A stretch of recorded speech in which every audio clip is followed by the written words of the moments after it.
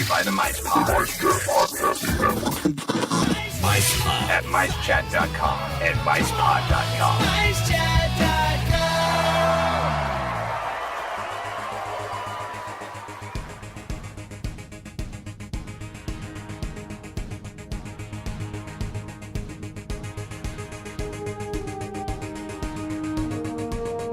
Greetings, Universal Orlando fans. It's time for the unofficial Universal Orlando podcast.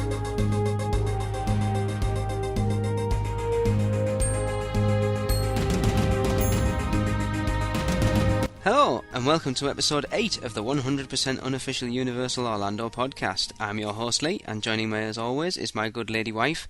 I can't really do any normal puns as there's 3 of us now, so hello Tracy. Hello. Well, that's a bit of a disappointment, isn't it? Yeah. And also joining us for his first full show is Hunter. Hi Hunter. Hi Hunter. Hey guys, how are you? Pretty good, thanks you. It's good to hear. Good, I'm good, doing good. alright. Cool. I'm glad to hear it.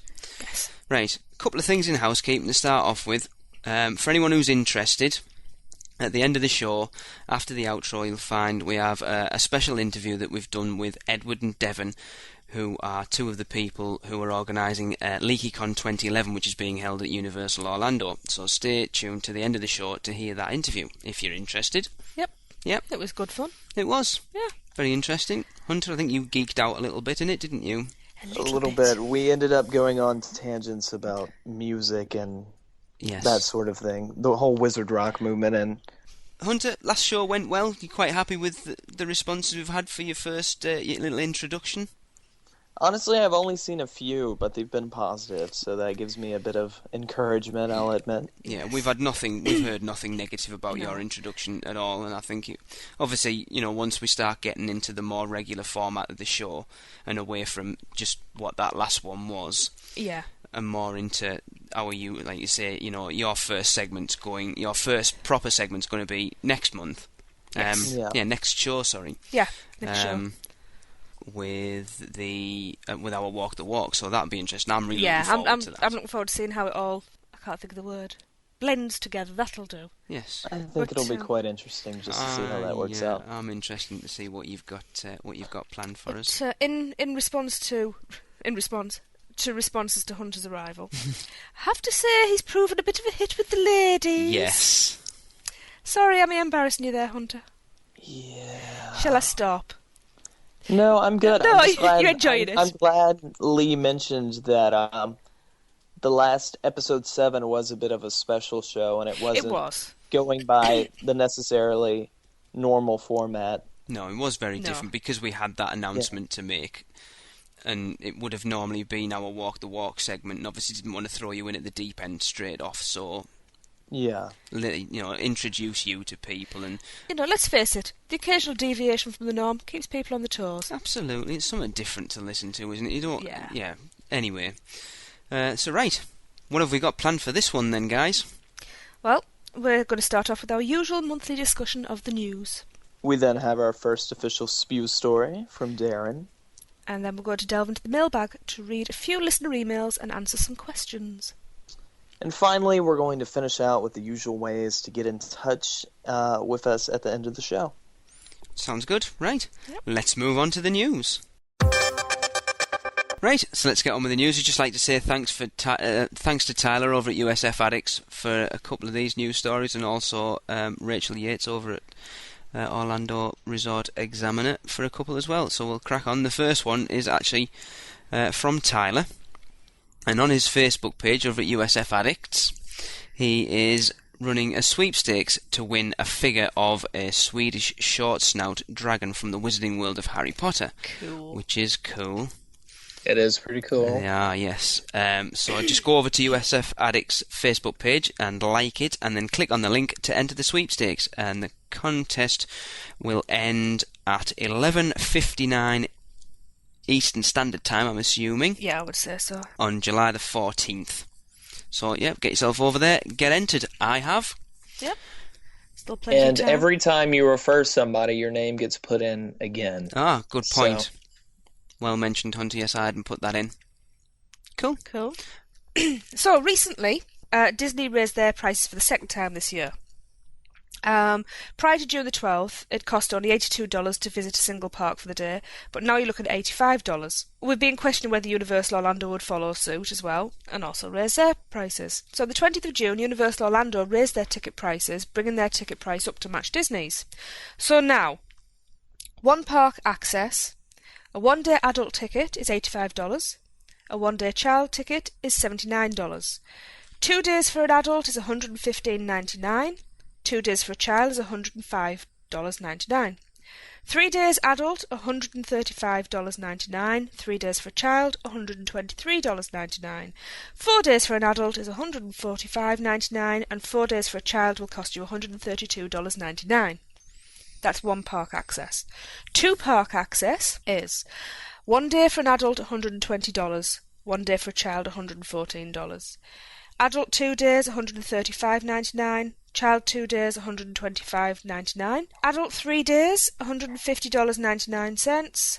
Child 3 days, $138.99. 4 days for an adult is $155.99, and 4 days for a child is $142.99. So while the ticket prices continue to rise, the park continues to give multi-day tickets more value. So for instance, if an adult's to visit Universal for 2 days, only visiting one park a day, it would cost around $59 a day versus a normal $85. Yeah, so I think, Hunter, I think you probably agree. So, I mean, you've got annual passes. It's not something that will affect you for a while. But I think with the ticket price increase, like they did increase when the Wizarding World opened. So I think this year there was a big markup. And to add to that, it's not exactly related to the ticket prices, but we did get a ton of blackout dates for Islands of Adventure now. If you own the lower... I forgot exactly what it's called. I think it's no, it's not Premier.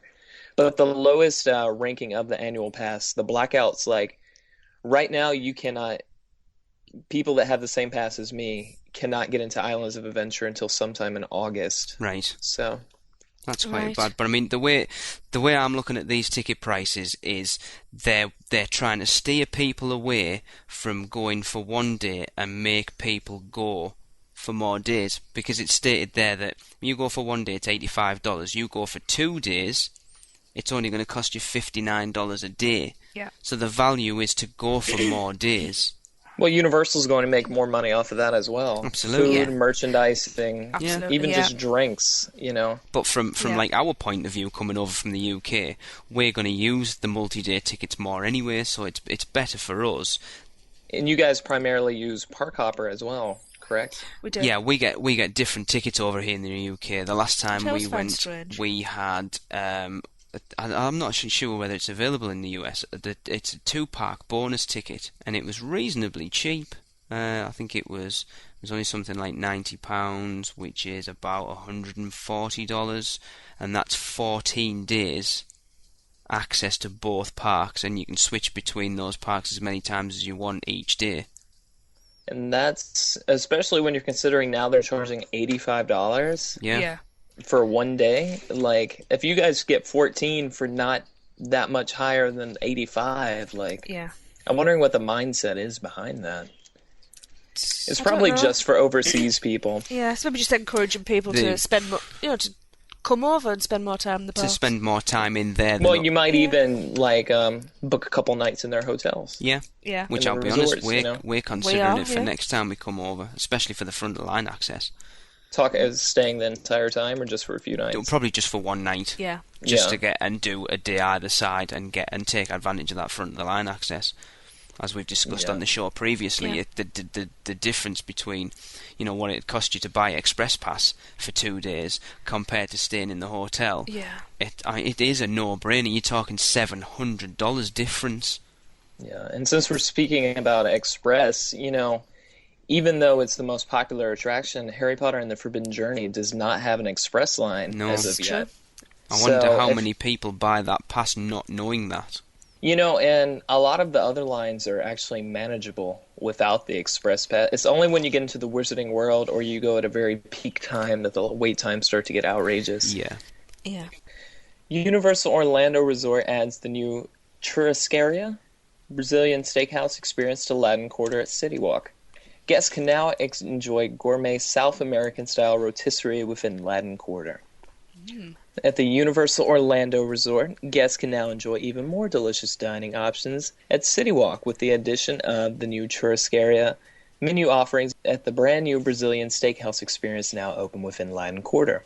The new savory main courses are served rodizio style, which means a continuous service of South American rotisserie skewers full of exquisite meats brought directly from the grill and sliced tableside throughout the entire experience. Conveniently located in the upper level of Latin Quarter, churrascaria dining is a totally new experience housed within the favorite award-winning cantina and club. Not only can guests enjoy a variety of mouth-watering main courses such as filet mignon, roast beef, short ribs, lamb, pork, and the house specialty, picanha, top sirloin, but there is also a decadent buffet and gourmet salad bar filled with American favorites and authentic Brazilian side dishes. Sounds good. Sounds fantastic. It does sound pretty good, Yeah. especially if you like meat. Yeah. I'm sure they have some sort of vegetarian options. They have a salad. It's, Yeah, the that's salad it. It's bar. gourmet salad. Yeah. Oh, it's more than a salad. It's the gourmet salad.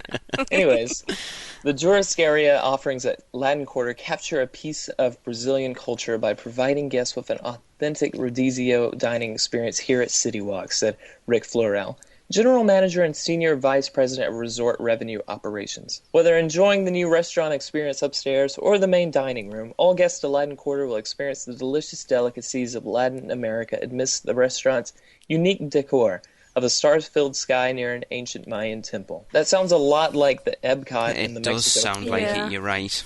It does. It sounds like the only difference is there's not the Three Amigos boats cycling Yes. through. Reservations for the churrascaria dining are suggested. For more information, you are welcome to call 407-224-2691. So sounds good. I mean, we Sounds mentioned this lovely. on our new show a month ago.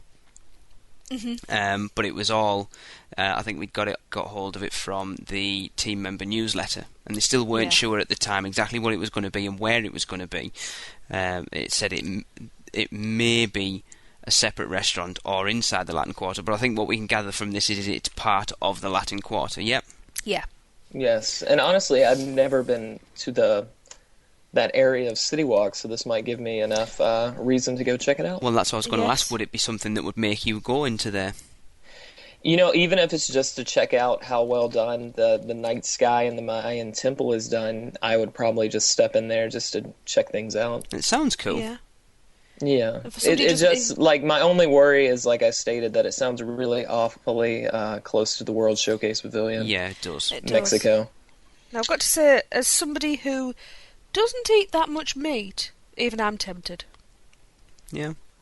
So, and if you like meat, I just named off like 7 different types that you can enjoy. Yeah. It does sound really, really good. And I wonder what the prices will be like for it. Yeah, I'm wondering how it's going to like stack up against, you know, the fan favorite restaurants such as Bubba Gump's. I've got to say I'd be comparing against Bubblegums because that's one Bubba of my Gump favourites. price wise is from at least from our point of view very reasonable. So it's got to stack up against that really.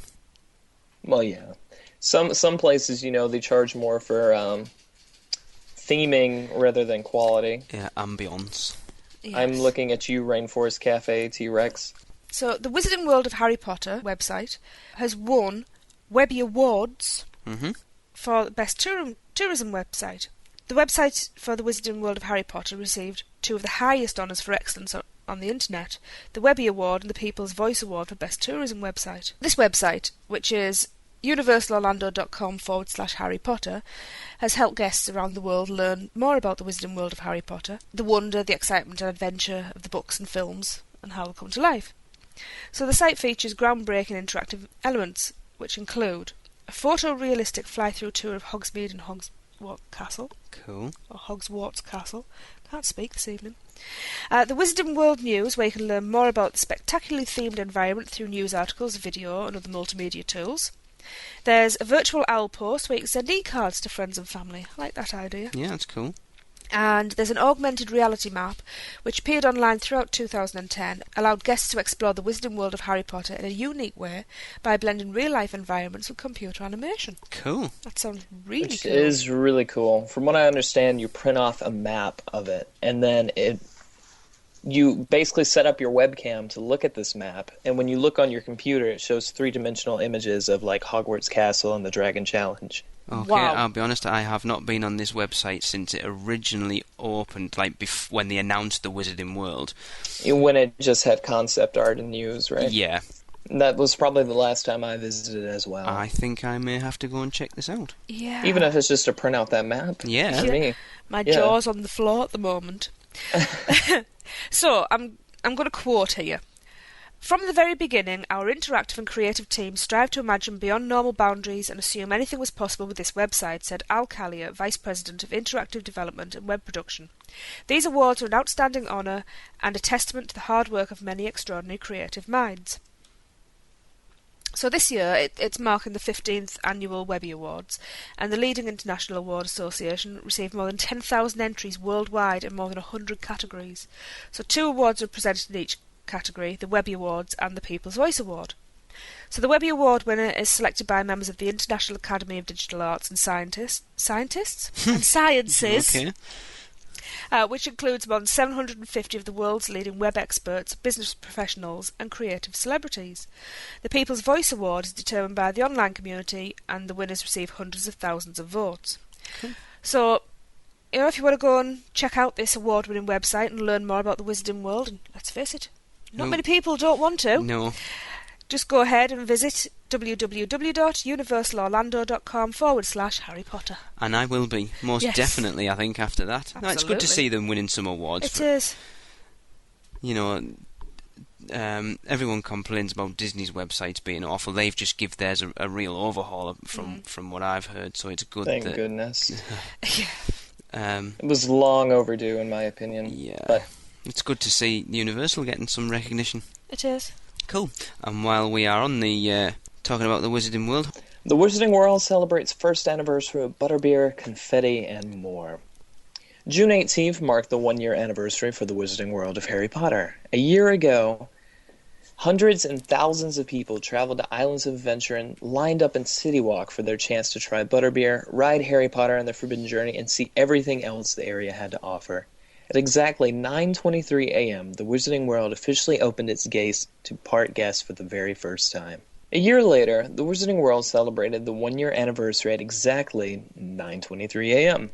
The train conductor counted down to the moment, and then guests below in the streets of Hogsmeade were showered with confetti and golden streamers. Guests were also given complimentary butterbeers, chocolate frogs, and cauldron cakes to celebrate. Hunter, were you there? Cool. Was I there for the actual anniversary? Yes. I was not, but I was there a couple of days afterward. Why but did you not go down for there free butterbeer, chocolate frogs, and cauldron cakes? Because I did not know.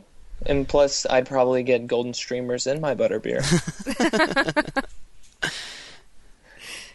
It's $3. I'll just pay for it. The chocolate frogs aren't $3 though, are they? No, they're $10. But they are a really good size, honestly. And plus, you get a little holographic card, just like in the. It's quite good that we're giving them away for free, though. Especially. Yes. Anyways, the quote here is, "We're so excited to celebrate the milestone with our guests," says Bill Davis, president of Universal Orlando Resort. "It's been an incredible year for us and our guests, and we look forward to creating more exciting memories for them in the years to come." For those of you like myself who unfortunately missed this opportunity and can't spend every special moment at the parks, Universal Orlando is also offering a virtual celebration through the use of social networking. Facebook users can share a virtual butterbeer with people on their friends list. It's a very simple application that allows you to send a butterbeer to your friends. Your friends will be notified that you've decided to share your butterbeer with them. Also, Universal Orlando has added a tab to their Facebook page where you can share your memories or why you want to visit the Wizarding World. United States residents who share their memories or why they want to go will automatically be entered into a contest to win a trip to the Wizarding World. From now until July 15th, Universal is giving away 2 VIP trips to the park. To make things fair, Universal is giving away 1 trip to someone who has visited before and 1 trip to someone who has not yet visited. Again, not wanting to be down on Universal, but why is it only for US residents? Probably cheaper for them. Cost reasons. Yeah. It's a... We're in a recession. Worldwide. Yeah. And if we want to get really technical, I think the contest should only be giving away 2 VIP trips to people who haven't been. Yeah. Yeah, I all. agree with that. It does seem a bit daft that they're giving one away to someone who has been. But I think if they didn't do it this way, there would be uproar. Why should we be penalised because we've paid to visit? But it's these people that don't have the money to come visit. Yeah. Yeah. And so, it will be a once-in-a-lifetime thing for them. Absolutely, yeah. But I understand why they've done it the way they've done it, because they'll get backlash. They can't do right for doing wrong, let's face it. Like, I'm not going to lie and say, hey, I live 60 miles away from the park, and if I won a VIP trip, I would be jumping up and down, excited. But I honestly think it should be for people who haven't visited yet. Yeah, I think the thing where it's for like US residents obviously comes down to airfare. Yes. With the airfare from the UK to the US being as expensive as it currently is, it would cost them a fortune to fly. And it doesn't mention what's included in this VIP trip as well. No, you're right, it doesn't. Right. Land clearing for Hollywood Drive-In Golf at CityWalk has begun. Yay! I'm so excited about this. Yeah, I must admit. It looks really neat. It does. Universal Orlando announced in May that they would be opening a brand new mini golf area inside of CityWalk. So opening in early 2012 near the AMC theatres at CityWalk, there will be the 36-hole miniature golf course called Hollywood Drive-In Golf. So during the original announcement of the attraction, Universal stated construction would begin this summer, so it would be ready for 2012. Although summer didn't officially start until June 21st, the land clearing has already begun, near the valet parking to the right-hand side of the entryway to CityWalk. The course will be split into 2 sections, as we said on the show before, The Haunting of Ghostly Greens and Invaders from the Planet Put, each with 18 holes set to sci-fi films of the 1950s. During the mini-golf games, guests will experience movie-style scenes as they pass under a spider, through a flying saucer, through a cemetery, and through the basement of a haunted house. And whether you are playing by sunset or after the sun has set, LED lighting around the edge of the course will allow for fun no matter what time of day it is. So Hunter, when you visited the parks last, that wasn't that long ago, did you see any of this clearing going on? I saw a bit of construction materials out, but I wasn't really paying attention, honestly. I was trying to, I was too busy getting ran over by a ton of children. Yeah. Anyway, my 2 penneth. It sounds really cool. It does sound cool. I love the old schlocky sci-fi films. So I hope they keep that sort of... I think we said this before, didn't we? I hope they keep this sort of rickety set sort of feel, but not rickety in reality. Yeah, so it looks B-movie-ish. I mean, I'm pretty sure I know I've seen pictures of it, and I'm trying to think where I saw them. It might have been... Was it on Tyler's last USF Addicts Live? Oh, it could have been, yeah. With the pictures it could have been, yeah. And it looks like a huge area that they're clearing for it. I'd like to see some Ed Wood references in there, that would please. be cool. That would be very cool. Now, it's making me wonder, since it specifically addresses whether you're playing by sunset or after the sunset, and it mentions the LED lighting around the edges. It makes me wonder if, when it mentioned the haunted house or the basement of the said haunted house, or even the through a flying saucer, how would they do that outside? It makes you seem like you would have to actually go inside of a building to do that. But so I'm wondering if it's going to be an amalgamation of inside and outside. Yes, I would say so, because it's very... We've done Volcano Tiki and and you go through the volcano a couple of times there, so it's easily done. Okay, I was just wondering, I'm interested to see how detailed they're going to get with this. No, I'm with you on that, Hunter. Like if it's very cheesy, like any other golf course, but I have faith in Universal that they're not going to do something like that. No, I mean it's the concept sounds brilliant. But some things sound better in concept as well. This is very true. We shall find out as and when it opens. I'll be sure to do a review. Oh, I hope so. And when we come over next, we'll be challenging you for a game, mate. Yeah, no, I'll go get practicing now. Shall we crack on, Tracy, as I do believe you've got the longest news story. Yeah, everybody get comfortable. We're going to be a while. But also quite excited. But it's very exciting. It's worth we're it. Not going to be there. I know. This is about Halloween Horror Nights. Oh, yes. Love the Halloween Horror Nights. It's saying, Your fate awaits at Universal Orlando Resort's Halloween Horror Nights 21. Ooh. Ooh. They say, and we know that they say a lot. Oh, yes. To wait for luck is the same as waiting for death. Are you waiting for luck? Ooh, intriguing. Very captivating. Oh, yes. Yeah. So I'm going to quote here. You are captivated by an intense desire to tempt fate. Your heart races. Your nails dig into your thigh. The taste of blood is on your tongue as you bite down on your lip. Your eyes shift wildly as you contemplate the risk. Desire seduces you, and you forget that the house always wins. Sounds cool. Ooh. That's very creepy. It does It sound is. interesting, doesn't it? Let's carry on. Mm-hmm. Luck will run out as you are consumed by Universal Orlando Resort's Halloween Horror Nights 21. People from around the globe will be haunted by the country's best Halloween event, as Amusement Today voted it, which it begins September 23rd at Universal Studios Orlando, and for 25 nights, screams will fill the darkness as guests discover their fate. Oh, I wish I was going. It does sound cool. I mean, they are brilliant. So, if you want to take a chance, tickets are now on sale, and guests could experience the event with the following offers. So the Halloween Horror Nights Florida resident offers. A single night event ticket starts at $41.99 plus tax. This includes admission to one night of Halloween Horror Nights. It must be purchased in advance with a UPC code from Coca-Cola Zero, Coca-Cola or Diet Coke products, and prices vary depending on the date of visit. General admission is $81.99. There's a frequent fear pass, which is $81.99 plus tax. That's for 15 nights of the event for the price of one. Okay. Wow. That's a no-brainer. Absolutely. This includes admission to the event on September 23rd, 24th and 29th, October 2nd, 6th, 9th, 13th, 16th, 19th, 20th, 23rd, 26th, 27th, 30th and 31st. The Frequent Fear Pass Plus adds Fridays to the Frequent Fear Pass, which is 20 nights, and that's $96.99 plus tax. The Frequent Fear Pass Halloween Horror Night Express Pass is 15 nights, prices to be announced for that one. There's a new Rush of Fear, which is get all nights for the first 3 weeks, which is 10 nights, which is $69.99 plus tax. There's also the new Rush of Fear with Halloween Horror Night Express Pass, which is 10 nights. Again, the price is to be announced on that. There's also a Stay and Scream, which is saved up to $45 when you add the Halloween Horror Nights to your regular daytime park ticket, and it doesn't have to be used on the same day. For more information on individual prices and dates, visit www.halloweenhorrornights.com. Now, there is also just a little bit extra to add on to the end of this. There is, what I think sounds quite cool, a gory getaway vacation package. Cool. Now, the entire package starts at $89 per adult, tax inclusive, which makes a nice change.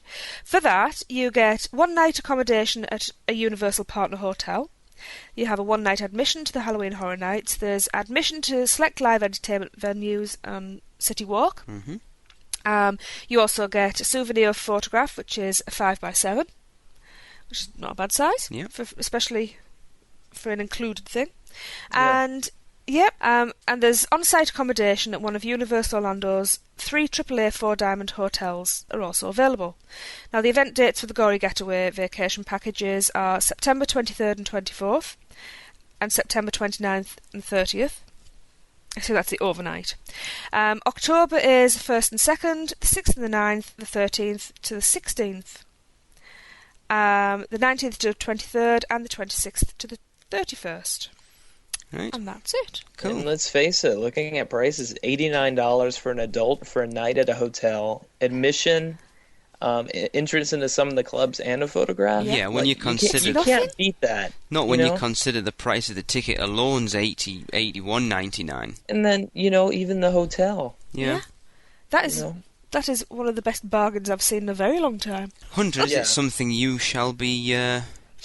The girlfriend is willing to participate, so maybe. Ooh. She'll probably be the one ending up holding me, though. So, there you go. Awesome. It was absolutely amazing. We did it in 2004, and it is one of the best night entertainments I have ever had. Even if you don't do the mazes?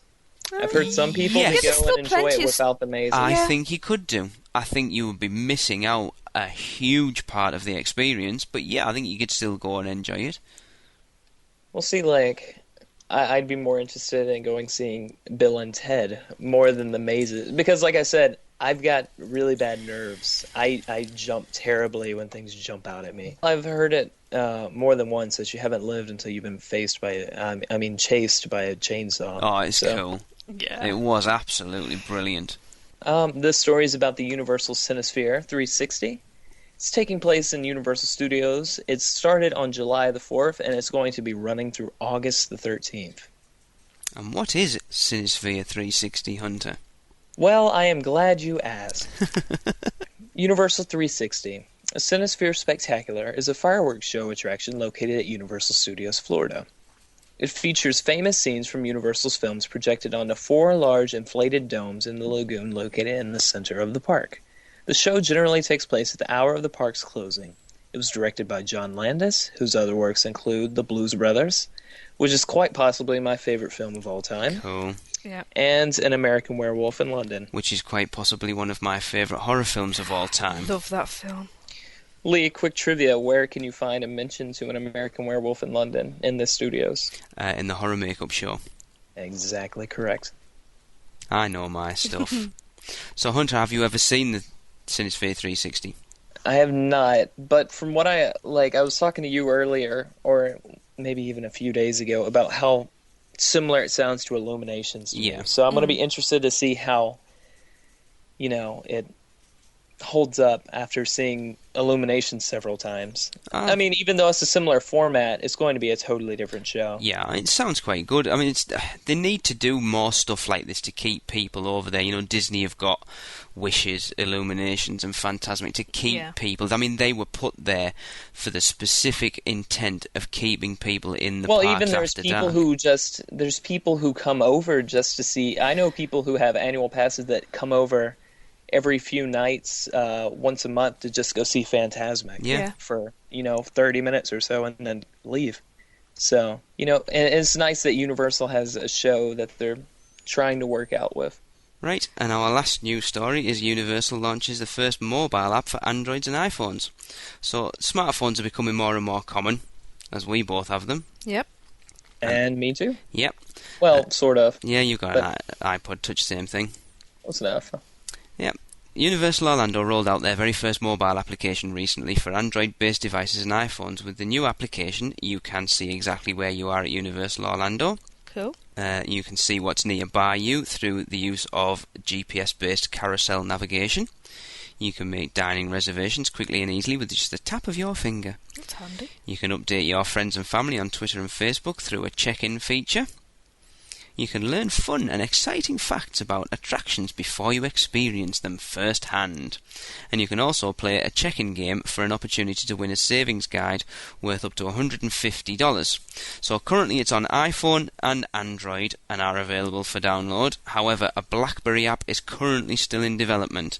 Now, Hunter, I charged you with downloading this app to your iPod Touch, and you've had a couple of days to mess around with it. How have you found it? I've actually found it pretty intuitive. Like, some of the things you mentioned, I haven't had an option to use, which is the, let's see, I haven't had the options to, make dining reservations or anything like that. But it is, from what I understand, it tells exactly where you are, like you mentioned, and it is partially a GPS device specifically for that resort. So it actually tells you how many point miles you are away from something. Like right now I'm looking at it, I'm 60 miles away from the Universal Resort. Boo. You are currently 4,500 miles away from the Wizarding World of Harry Potter.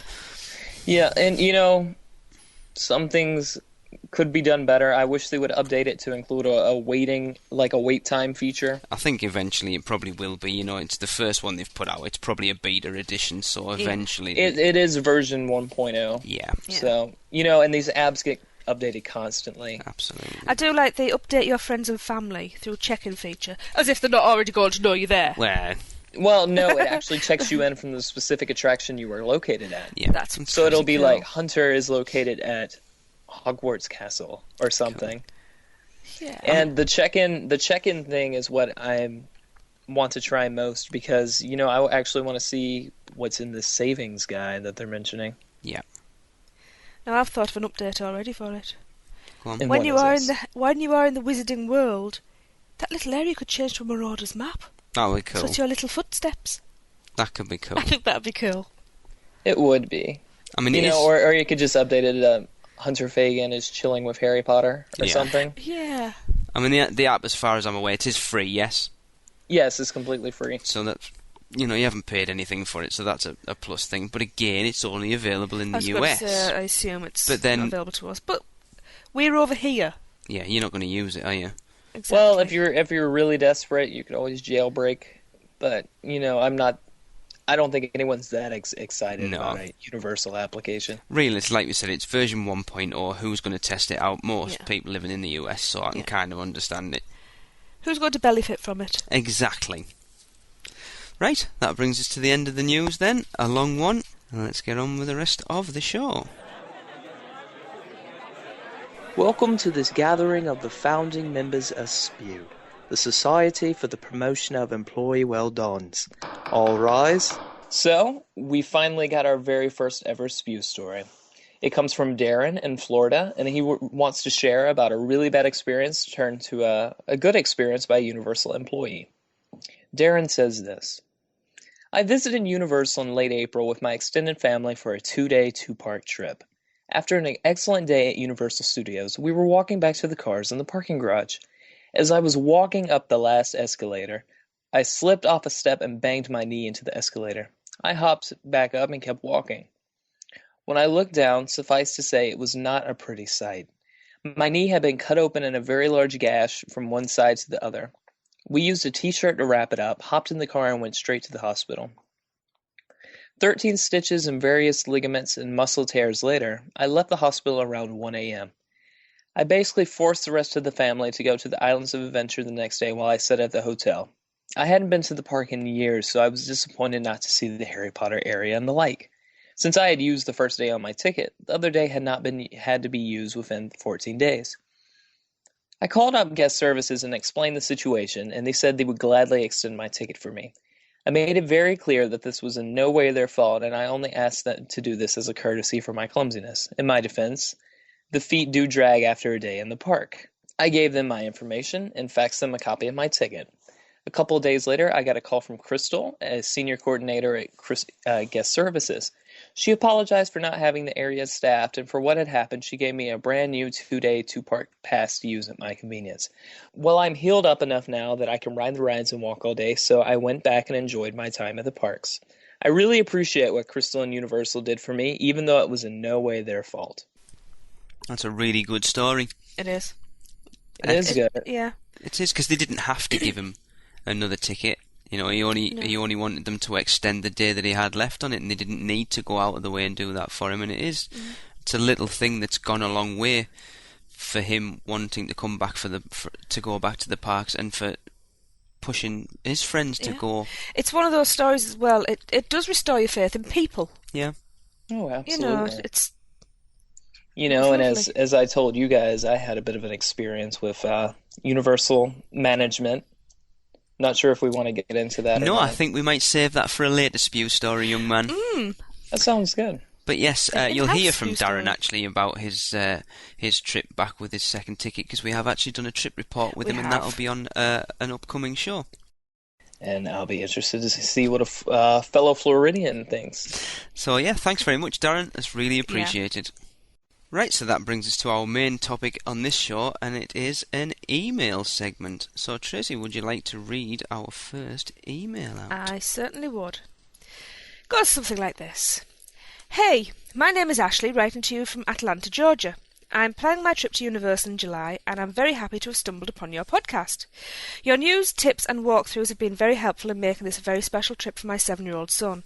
It will be his first time in another state, first time in a plane, and first trip to one of the bigger theme parks. I'm a Comcast employee as well. The company has given us great perks for the parks this year, and we can't wait to take advantage of them.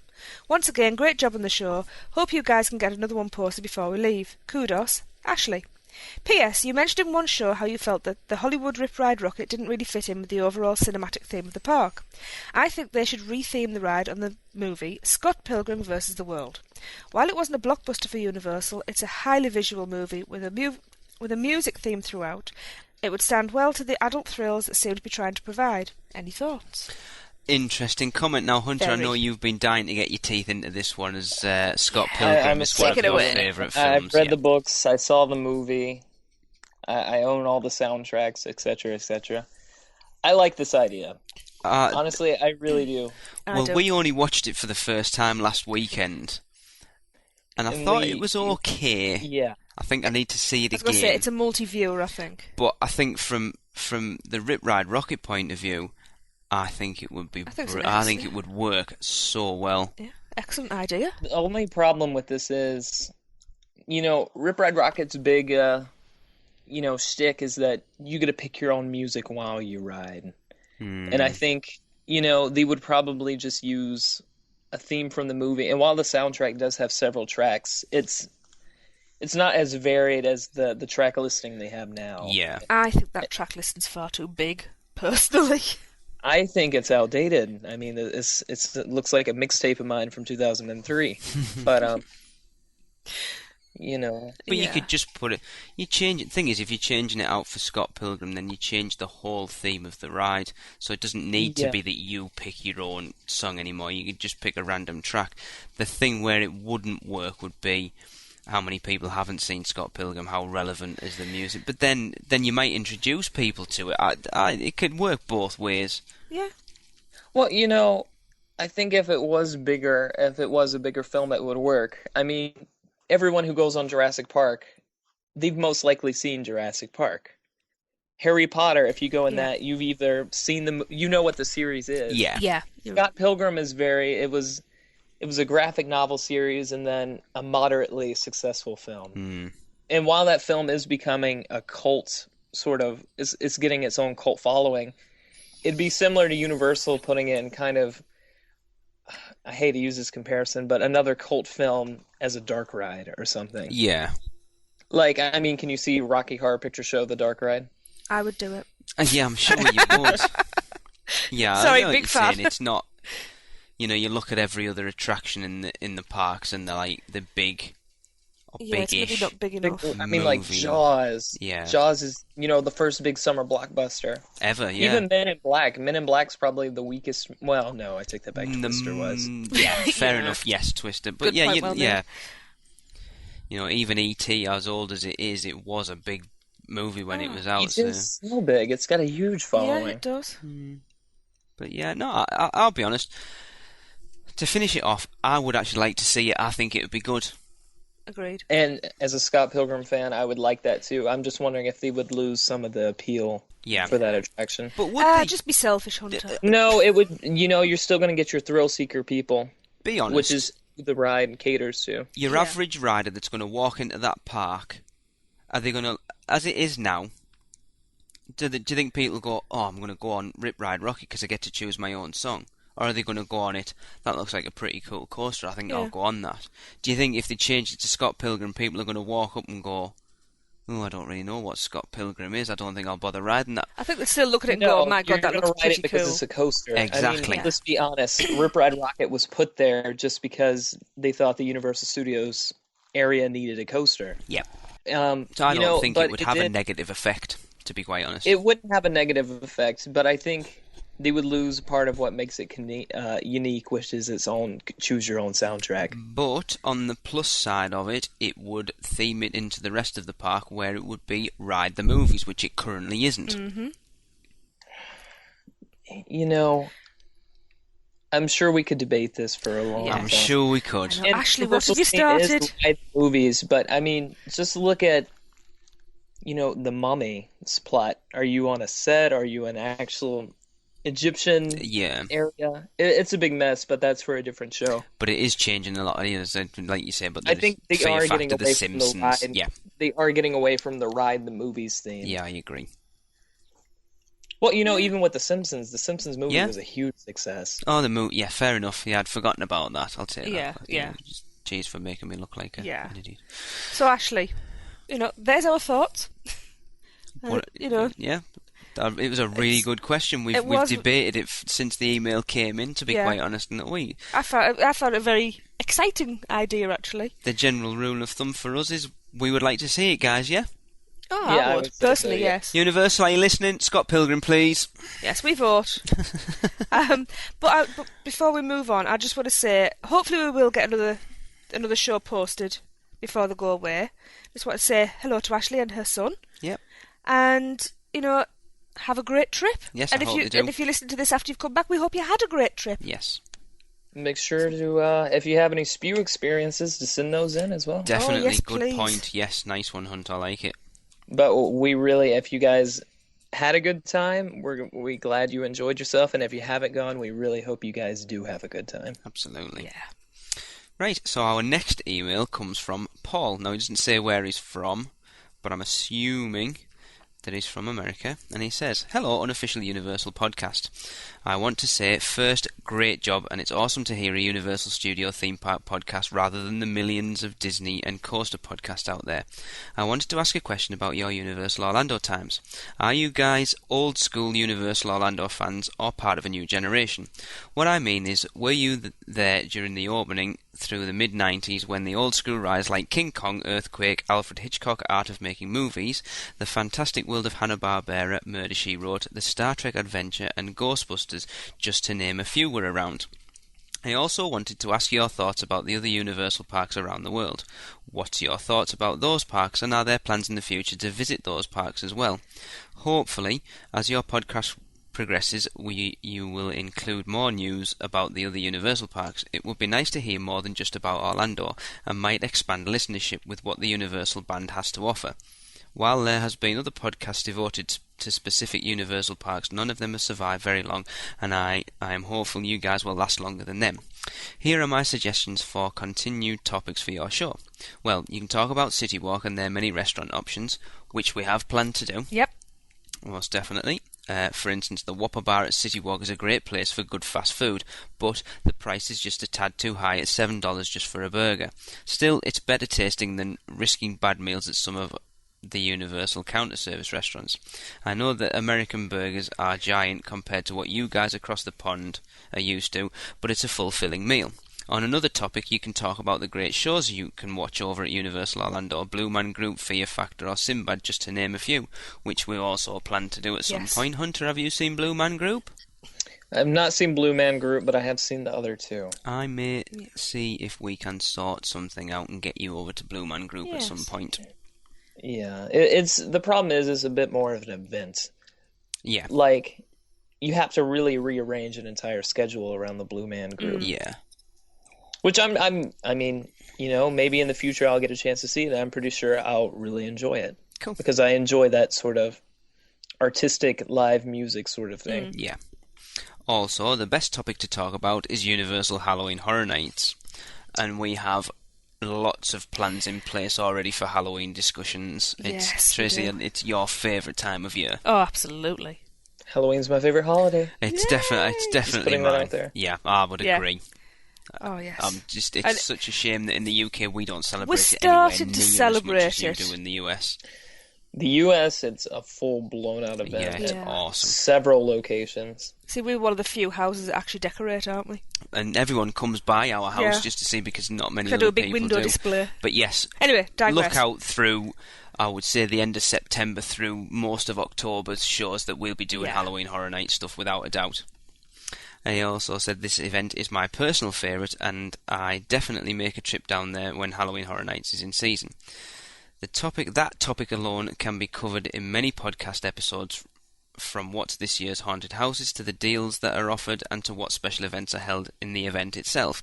Well, I hope this helps. I'm looking forward to many more of your podcasts. Here's to you and your wife and Hunter on great successes, and to quote a favourite ride of mine from an attraction I miss so much at Walt Disney World's Magic Kingdom, and famous UK one at that, we merrily on our way to nowhere in particular at all, from Mr. Toad's Wild Ride. Like it. I heart that ride, by the way. Even though it mentally scarred me, I think, even at the age of 18.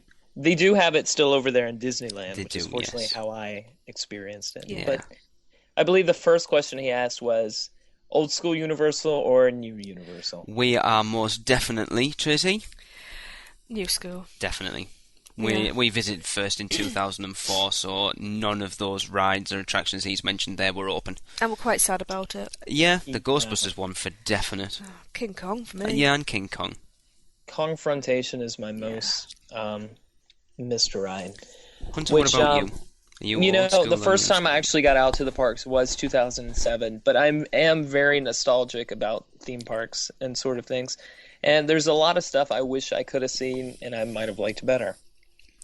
While personally, I enjoy Shrek, but Alfred Hitchcock, The Art of Making Movies, which I believe was in the same location. Yes, it was, yeah. I would have really liked to see that. Yeah. Just it would have been very cool. Yeah, well, I also just like Alfred Hitchcock. Actually, I did get a chance to see Earthquake. Yes, we have actually. I was just going to say, yeah, we've seen Yeah, Earthquake. we've seen Earthquake, yeah. Opinions, Disaster, better or worse? Better, in my opinion. Disaster's better overall, but there's one thing I don't like. Which is the film operator guy practically screaming at you the entire time while you're trying to enjoy your ride. I can't even remember. He's on the monitors. Right. And remember, he's telling you... Yes, your instructions, yeah. And it just seems to be a bit distracting. I actually really enjoyed it. I really enjoy I enjoy the Christopher Walken... yeah, that's awesome. Stunning, isn't it? It is amazing. He bounces paper off a wall. Yeah, it's cool. Yeah. Confrontation is one ride I really want to do. Well, wish I could have done. Yeah. He's also asked what our opinions are on the other Universal parks. Now, Hunter, you have actually visited Universal Hollywood, haven't you? Yes, and to tie it in with what I was just talking about, Confrontation, I actually got a chance to do Kong 360. Cool. Which is only over at the Universal, which is a part of the world-famous tram tour that they have over there. And how does that work? Is it as good as it seems? It's really good. The only complaint is that it's so short. Right. Because, they're constantly cycling vehicles through. And the bad thing is, if you just want to experience that, it's toward the very beginning of an hour-long tour. Right. So, the first time it's good, but if you're going just to see Confrontation, I can see a bit of the... hesitation. Yeah. Yeah. But besides that, Universal Studios Hollywood is very small, and it's separated into two levels, basically. There's the upper lot, which has more your family-oriented attractions, which has, Shrek, the tram tours up there. The Simpsons is up there, and various other dining locations and everything. So attraction-wise, it's very similar to Orlando, then? I think they've only got actually 5 rides there. Right. And one thing that they have that we don't have is Universal's House of Horror, which is basically a Halloween Horror Nights maze themed to famous Universal movies, but it's open all year long. Cool. Oh. So you can walk in there 3 o'clock in the afternoon and get your fix of, Scares. Yeah. Cool. The lower lot has Jurassic Park River Adventure. Right. Which is arguably better over there. Right. And The Mummy, which is cut down by about a minute. It cuts out most of the dark ride, and the only difference is, that little dip you do over in Universal Orlando, the backwards segment? Yes. Their backwards segment goes on for probably about 30 seconds. Right. So you go forwards for part of the coaster, and then you roll backwards for the rest of it. Okay. And the reason for that is space. That's actually in the old ET building. Right. So. That sounds quite cool. Singapore's the other one, isn't it? Singapore, I know just a little bit about. I know they have the new Crate Adventure with the Madagascar characters. Yeah, aren't they getting Transformers in soon as well? Yeah. They are getting Transformers, which I secretly hope Orlando gets, honestly. Now, Tracy, I seem to remember, did we watch a programme on the television a couple of years back about Universal Singapore? Sure, that rings a bell. Because they were saying they had to lay it out completely different because of the audience over there tours a park completely different to the the rest of the world. How they tour a park is completely different to how an American or a British tour parks, so they had to lay the parks out completely different to how the others were laid out, just because of the way they do things. It was very... it's a long time ago we watched it, but yeah, Transformers sounds amazing. I love Transformers. Yeah. And, the traditional theme park layout was started by Disneyland, which is, it's the center and all the lines spoke off of that. Yeah, the hub and spoke, sorry. Yeah. Yeah. But cool. So, yeah, I mean, it's not something that we're looking at covering, but you never know, in the future it might be something we could add in, we're not... Like I mentioned to you, like maybe fitting that into maybe the important events at the year in review. Yeah, definitely. If we do that. Definitely, yes. One thing about Singapore I think is really cool on the site, they have, instead of the Flume Jurassic Park ride, they have a raft ride, a rapids adventure. Right. So, I've watched videos of that on YouTube, but it just seems really cool. And plus they're getting the Battlestar Galactica coaster. Okay. Is Battlestar Galactica that big? Battlestar Galactica has a very devoted fan base. I've tried to. It's pretty much going to be dueling dragons, but with a sci-fi theme. That sounds cool. I've got to say Battlestar Galactica from...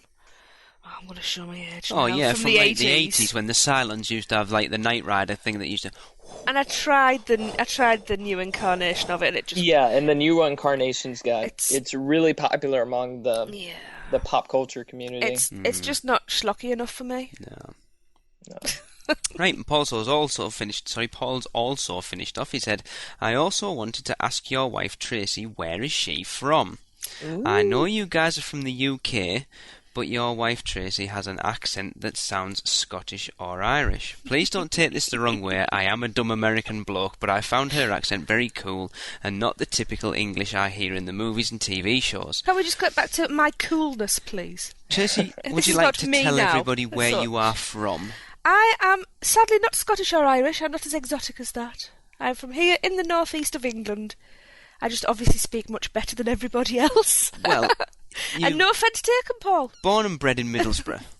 I am. But you don't have, and we've had this said before, you don't have a typical borough accent. You don't have, I would say, a typical northeast English accent. I don't know why. I can't explain it. And like he said, over in America, you guys are pretty much, unless the person is actually an English speaker, you guys are kind of given a stereotypical, accent. When they're very different, as I've come to learn. They are very. Yes, they are. Yeah. But we have for such a small island, we have a lot of accents. Yeah. But I mean, let's be honest, Hunter. Right? There's 10 miles separating where I was brought up and where Tracy was brought up. How much difference in our accents can you tell? Well, one is coming from a male, one from a female. Ha ha ha. No, it's a bit hard to judge based on that. Yeah. Plus, you've also been talking to us a lot as well, so that... Tracy's much better spoken than I am. Of course I am. Anyway. I'm going to leave it there because I could have said that. No, honey, you're better. No, I know I'm the better half. That's fine. Oh. So, yeah, thanks very much, Paul. I really appreciate the... Something else that was mentioned was the Whopper bar, but the price of the burger, $7. Now, he said that was just for a burger and no fries or a drink. That seems expensive. $7? For a burger with no fries and no drink? Depends on how well gourmet burger. Burger was. It's like £4 just for a burger. Gourmet burger company. You're talking a Whopper. You're talking Burger King, not the Gourmet Burger Company. I don't eat in Burger King or anywhere like that, so I don't actually know how much a burger is. I think that's expensive just for a burger. It is a bit expensive. I mean, in comparison, you can go get a full meal for like $11 at a ton of the Universal restaurants. So. Well, I've obviously got more money than sense because I thought it was quite reasonable. It's because you don't deal with it. It's left to me, and you just go, I want that. Fair enough. It's true. Anyway, thanks very much for your Anyways, email, we all agree that theme park food prices are not very cheap. I'll be honest with you, Hunter. I've always said, listening to other podcasts, from an English point of view, I don't think the theme parks are that expensive. Yeah. You want to come over here and try our theme parks prices? But then obviously it's different. I mean, well, be honest. The problem is we buy it. We pay $3.50 for a soda, and we call it butterbeer. Yes. Yeah.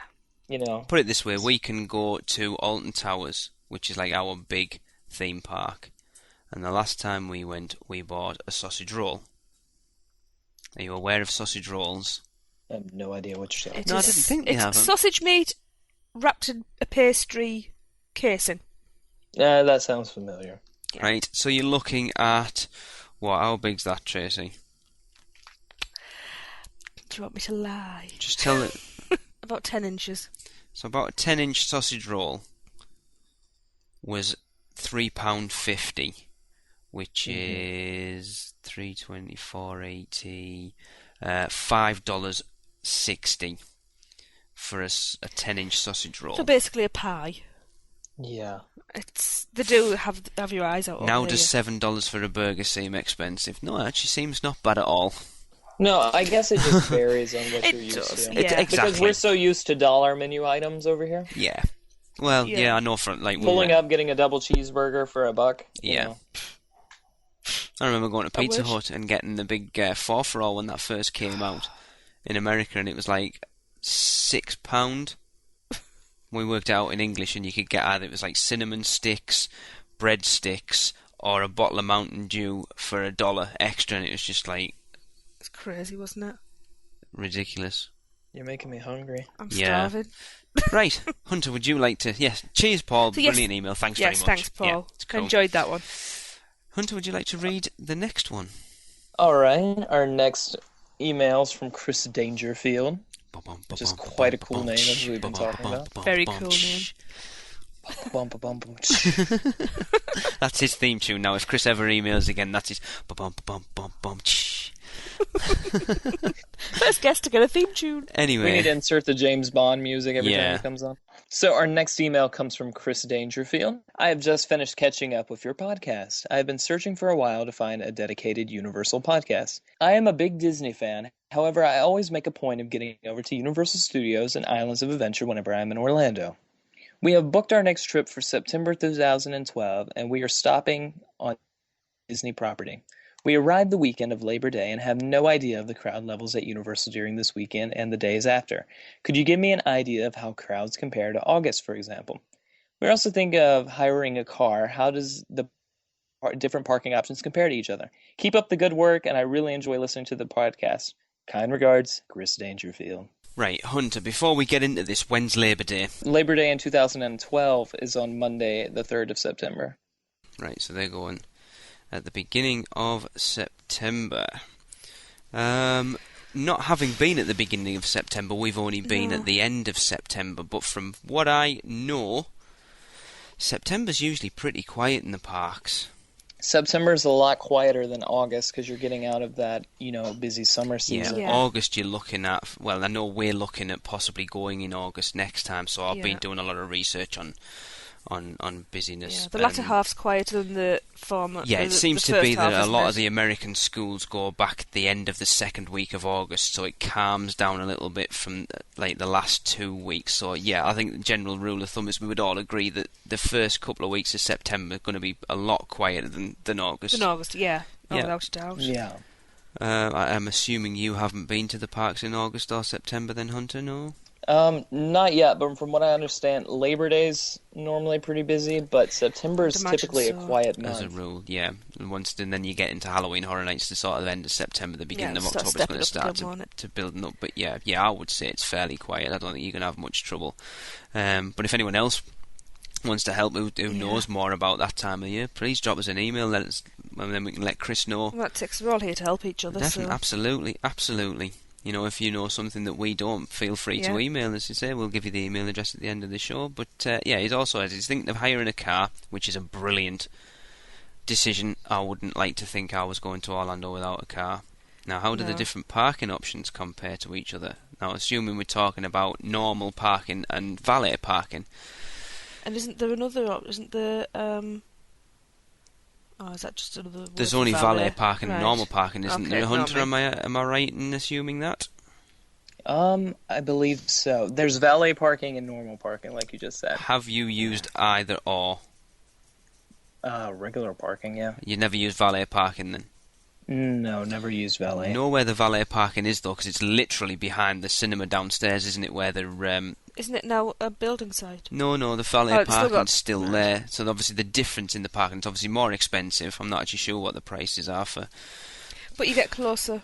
Obviously a lot closer. Yeah. You know, we've parked in King Kong before, and it's a good 15-minute walk into the park. But you get to hear King Kong. Yeah, Which this is always true. cool. But it's like, you know, it's a long walk, especially even more so at the end It's of long- the day. yeah, It's it's a long longer coming walk home. back. And then you got to walk down this endless corridor of vehicles on your way back. Yeah. Yeah. Well, the good thing is there's numerous escalators and moving walkways.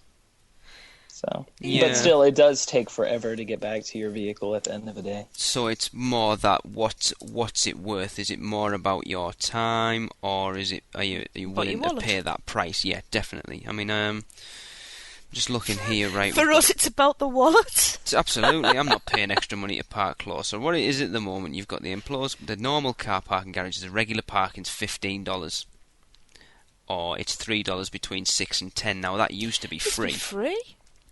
Now you've got preferred parking, which I'm not actually sure what preferred parking is, and that's $20. I knew there was another one. Told you. And I'm assuming preferred parking is the one that's closer. Hunter, any help? I have no idea, even though we usually park in the Spider-Man, Jurassic Park, King Kong Yeah, area. that's normally where we do. But then you've got valet parking, which is $15 for under 2 hours. The only reason I know is because when we use a certain person's annual pass, we get free parking, and that Right. just gets us into the basic Yeah. parking area. Unless you get the Premier Pass, which gives you free valet parking. Well, the valet parking is available for cars and vans upon arrival at Universal Orlando Resort. Follow the signs to valet parking. It is, like I say, $15 for under 2 hours, $25 for over 2 hours, or there is a valet red carpet, which is $35. But it doesn't actually say Do they golf cart you in? what it is. What's specific about... Maybe you get a little square of red carpet to step out onto from your car. It doesn't say what they are. Right. Again, another call out to listeners. Anybody who's used valet parking or the preferred parking or the the valet red carpet parking, drop us an email. Let us know what your Yeah. experience of it is, and we can help Chris out again. Because I'll be honest, it's not something to say I'm as tight as a duck's bum. So if He is. I'll walk that extra, however long it is, for the sake of saving $1. whatever, yeah. Even if it is only $1, it's not. The valet parking is actually the same price as regular parking. I've got to bring up this charge for after 6. Mm-hmm. Surely that's going to be counterproductive because now they've got to pay somebody. They've got to pay people to man those booths. Yeah. You know, but Yeah. a lot of people go for CityWalk at night. Yeah. Like tons of locals go. But it always used to be free Hmm? after 6 o'clock. Hmm. But anyway, sorry Anyway, about that, Chris. digress. We can't really help you. Well, a little bit on the September thing, and Kaya thing's not really. I'll be honest, I'll just pay the $15 and park Yeah. in the normal one and just walk. You get it's more. Bit more excitement going to the parks, isn't it? But it is a bit of a trek on But the we'll way put out. the call out and hopefully one or two Yep. people come back to us. Absolutely. So But you hopefully get to ride the best ride, like Well, outside of the parks. the and it's moving free. escalators. The escalator. Whee! I'm almost at the top. I'm almost at the top. I like walking at superhuman speed They past do. everybody. It's like you walk on the people on the escalators next to the people that are walking on the normal path, and then just stand by them and you go on the same speed, and then start walking and you power past them. But yes, so hopefully, Chris, someone will come in and be able to give us a bit more advice on that. But brilliant, right, Hunter? Would you like to read the next one as well? John McNair sends us a message and he says, "Hi, I have just got into listening to your podcast and I'm enjoying it very much. One of the things I do like about it is you seem to be in the same position as me and my partner. What I mean is we are going to the park for the first time together, though I have been 7 times in the past, but we are trying to take as much money as possible. But when I listen to other podcasts, all you hear is people talking about staying on site and always the restaurants that they use on site. When I mention in a few forums about places to eat on iDrive, it's like if I'm being looked down on as if I'm not staying on site or using the expensive hotels all the time. That was just a long way of me getting around to saying I really enjoy the podcast. We are going in November. Did I hear you say that you guys have been in November? I have been mostly in August and September in the past, with the first 2 times I went was in July. Was just wondering what the weather was like in November." obviously, we got this email, Hunter, before you joined us. Oh, yeah. Yeah. Right? So, obviously we can take this one over. But, yeah, I mean, Tracy, we would rather stay on iDrive, to be honest. Absolutely. Without a shadow of a doubt. Yeah, I mean, we've said we're probably going to stay on Universal property next time we go, but that's purely for front-of-the-line access. Yeah. I wouldn't... we stayed on Disney property It last wouldn't time, be and I'll first be choice. honest, I wouldn't rush to do it again. Don't get us wrong, it was lovely, but... Yeah, for the amount of time we spend in our hotel, it's not worth the extra money to stay in an expensive hotel. And we love eating on iDrive. Yeah. Ponderosa. Preferably actually in the restaurants, not on the road. Yeah. Sorry. Yeah. I'm getting a look. Asphalt. I mean, Ponderosa is our favourite. It's our breakfast place of choice. It is. Without a doubt. Chili's is one of our favourite places to eat. Yum. We eat on iDrive regularly, but I don't think anybody should be looked down on because they stay on iDrive or want to eat on iDrive. No. If it's the difference between you being able to go to Orlando and not being able to go to Orlando, Yeah. I say do what you can do to get there. Yeah. Fit to your budget. Hunter, I know it's only like an hour down the road for you, but would you agree with that? If it was the difference between going and not going, you'd stay in a tent on the side of the road. I'd stay asleep in the dumpster at CityWalk. There you But go. yeah, I think, and yes, we have been in November, John. Actually, last time we went the first 2 weeks of November. Yeah. Weather-wise, We were still in shorts and t-shirt. it wasn't. It didn't spoil it, but it didn't feel the same place for us. We've also been in September before. Yeah. We went the last week September and first week in August, and we've been in May, and it was a hell of a lot hotter. Yeah. It wasn't as sunny in November. I mean, we still did a water park. Oh, yeah. We didn't let it stop us at all. It could have done with being a few degrees warmer. It tends to... I think you'll find... We did have a couple of really cold days. Yeah, I was going to say I would pack some long sleeves and some trousers. Yeah. Just in case you do wake up and it is chilly, because we dropped... We dropped how many degrees overnight? 25, I think it was. That was a bit of a shock to the system. But generally, I mean, Hunter, you live there. November can be hit and miss. Well, Yeah. November is typically very comfortable until it starts to reach later, and then it gets time to whip out the hoodies or the light jackets Yeah. or whatever. What we found was it was generally pretty warm during the day, but it did cool down on Yeah, a night. the There was sun went times when down. we were out sort of after 7 o'clockish. Once the sun had gone down, it was like, I'm not cold, but a pair of trousers wouldn't go amiss. Yeah. Yeah. I mean, we took our jackets. And I've got to say, I did find just having the jacket on, I was still fine in the shorts. Yeah. But I just like to point something out. John, speak to Chris. You've been in August and September. Yes, definitely. Yes. Absolutely. So, John, you can help us out with Chris. Please contact each other. Yeah. I'm trying to think of anything to add. The unofficial Universal Orlando podcast, making friends since 2011. We're the eHarmony of Yeah, absolutely. Universal people. So, yeah, Based on your results, you might match with. Chris Dangerfield. Yes. Thanks again, John. Brilliant email. I hope we Yeah. could help. Yep. Excellent. Right, and our last one for the show comes... It wasn't an email, it was posted on our Facebook wall from Jamie Sims, and he said, "Love the podcast, guys. However, I do have a question for you. What ways do you suggest how to do Islands of Adventure in a day now that Harry Potter is there?" Now, Tracy, we can't answer this question, really, can we? No. No, because we've never been since the Wizarding World was open. No. So, Over to you, Hunter. take it away. Okay, before you guys start listening, I'm going to give you 5 seconds of silence so you can pause it, grab a drink and a snack. I want to listen. Okay, hopefully you're ready. Yes. A lot of things have changed since the Wizarding World of Harry Potter opened. Islands of Adventure used to be fairly easily navigatable. You could pretty much fit anything you wanted to do pretty easily without having to wait. But since the Wizarding World has opened up now, it's been totally different. The Islands of Adventure is more packed than it has been in years, and in no place is this more affected than, the Wizarding World.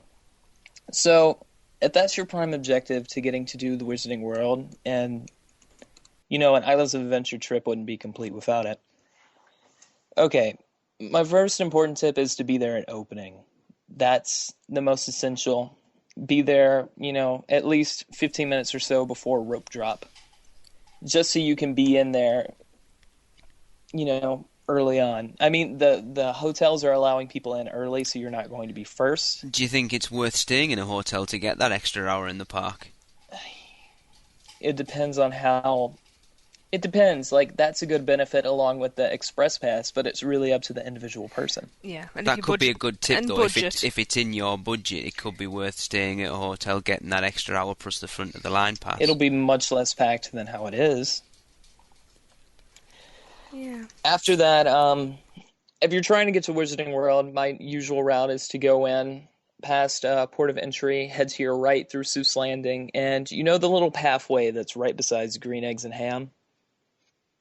There's a little pathway there that has, I believe there's a Zaxx, 2 Zaxx face-to-face in that area, or something past that. Go that way, and then when you reach the end of that, make a right, and then you're going to be at the bridge for the Lost Continent. Cross over into that and keep following, it's pretty much, it's not a straight path, it does do some curves, but follow basically the people, and you're going to end up being at the Gate of Hogsmeade. So once you get to Hogsmeade, you really have to judge your priorities. Which would you rather do first? Forbidden Journey, or if seeing the wand experience at Ollivanders is more up your alley, you got to pick which one of those two you really want to do first. I've gone to Forbidden Journey first thing in the morning, and I've walked out, and Ollivander already has about a 50-minute wait outside. And this is about 9:20 in the morning. Could it be worth just going straight into Ollivanders and then hitting the single rider line for Forbidden Journey then? Or wait until later in the day, perhaps. Honestly, the single rider line is for repeat visits. Right. Do not skip the regular queue the first go in. As soon as I said it, I thought about the queue's biggest, like one of the biggest part of the rides, isn't it? The queue they made practically 2 of a couple of rooms for just the tour of the castle, which pretty much shows all the scenes that are in the actual queue, without being moved along like in a regular line. Yeah. But, make sure you do the regular queue first. I can't recommend that enough. They put so much detail into that, and if you've either watched the movies or read the books, or both, you're going to get a real kick out of it. Except for one area, which is the greenhouse. Yeah, I have heard that, especially in summer. Rather brutal is, I think, the word. I bet, yeah. But luckily they do have some fans running. But, go enjoy Forbidden Journey or Ollivanders. I'd suggest Ollivanders first, if it's really important to get your child to have a wand chosen him. Yeah. Definitely try to hit that up first. Because that's going to have consistent waits throughout the day. It never... Like, the lowest I've seen it get is about a 20-minute wait. Now, I've heard that another way is to ignore it, leave the Wizarding World, and go back sort of after 4 o'clock, yes. Yeah. Well, see, the thing is, with Forbidden Journey, you have to use lockers. If you're going to do a ton of shopping, do not do this until later in the evening. Yeah. Because you're going to have to, first of all, you're going to have to carry that around, unless you're staying on site, which is another benefit. Yeah. A belly fit. A belly fit. A belly fit. There's several belly fits to staying on. But Forbidden Journey, as I can tell you, you lose stuff on it. Make sure you put stuff in the lockers. And merchandise, even if you have a small bag, you're going to have to put that in the lockers. Right. An important thing to notice is Ollivanders, you do not have to go into Ollivanders to buy a wand. Yeah. That's the main reason for a ton of the waits. You can go in Dervish and Bangs and get a wand. But after, I would suggest doing Forbidden Journey and Ollivanders if wanted, and then leaving the area and probably heading into Jurassic Park. Enjoying what's there, and pretty much just circling around doing what you want to do until later in the evening, and then returning to the Wizarding World. Marvel Superhero Island has the second most waiting in the in the park itself, with the Hulk and Spider-Man averaging about 40 minutes as of lately. I assume all of this is relative to what time of year you're there as well. It all is relative, but for it's July now, and the waits have been up to 40 minutes for Incredible Hulk and Spider-Man. What do you think about the benefits of the Express Pass then? Bearing in mind how expensive it is, and it's only good for one ride. It's only good for one ride. One ride on each ride. Yeah. I didn't know that. I thought it was unlimited use. No, it's only the front of the line access from the hotel that's unlimited use. The actual Express Pass is only good for one ride on each of the rides that are part of the Express Pass. That just makes me think it's even more garbage. Yeah. Sorry, but one use, you're going to redo these rides anyway.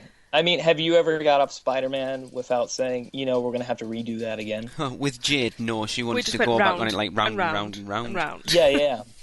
And then even the Hulk, which is one of the top coasters and voting, all of these all these major attractions have Express Pass, except Forbidden Journey, like I said earlier.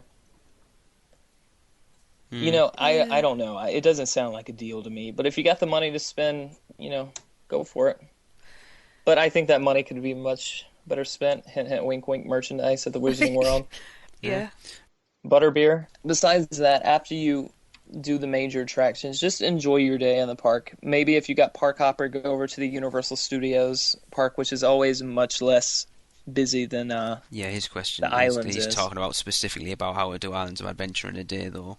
I think. Well, I'm just saying, if you have that option, go over to the Universal Studios and enjoy that. But then later in the evening, make sure to come back to the Wizarding World. It'll be much more cleared out. Don't try to go at noon, otherwise you'll see what I mean. Yeah, and I would imagine as well, the amount of people that will be in there at noon with those little openings and little shops, it's going to be very claustrophobic. It's very crowded. People lose their tempers easily. Yes, I can well imagine. And, it's hot Florida weather. I mean, there's snow on the buildings, but it doesn't... It's not real. Snow. No. I mean, I can imagine, obviously, again, go back, a lot of it depends on when you're going, because obviously you go in the summer and the parks are open later, so you've got more time. Like when we went last time. Well, see, that's kind of like a switch you got to decide. Go in the summer when it's open later, or go when it's closing earlier with less crowd. It closed at 6 o'clock last time we were there. Yeah. And the Wizarding World's opening an hour early than Universal Studios, and staying open an hour later. Yeah. Is how the trend's been. So you'll see a lot of the families with the really young children leaving, probably about 6 or 7. Yeah. Because the little kids are, they're tired. Yeah. So the big kids.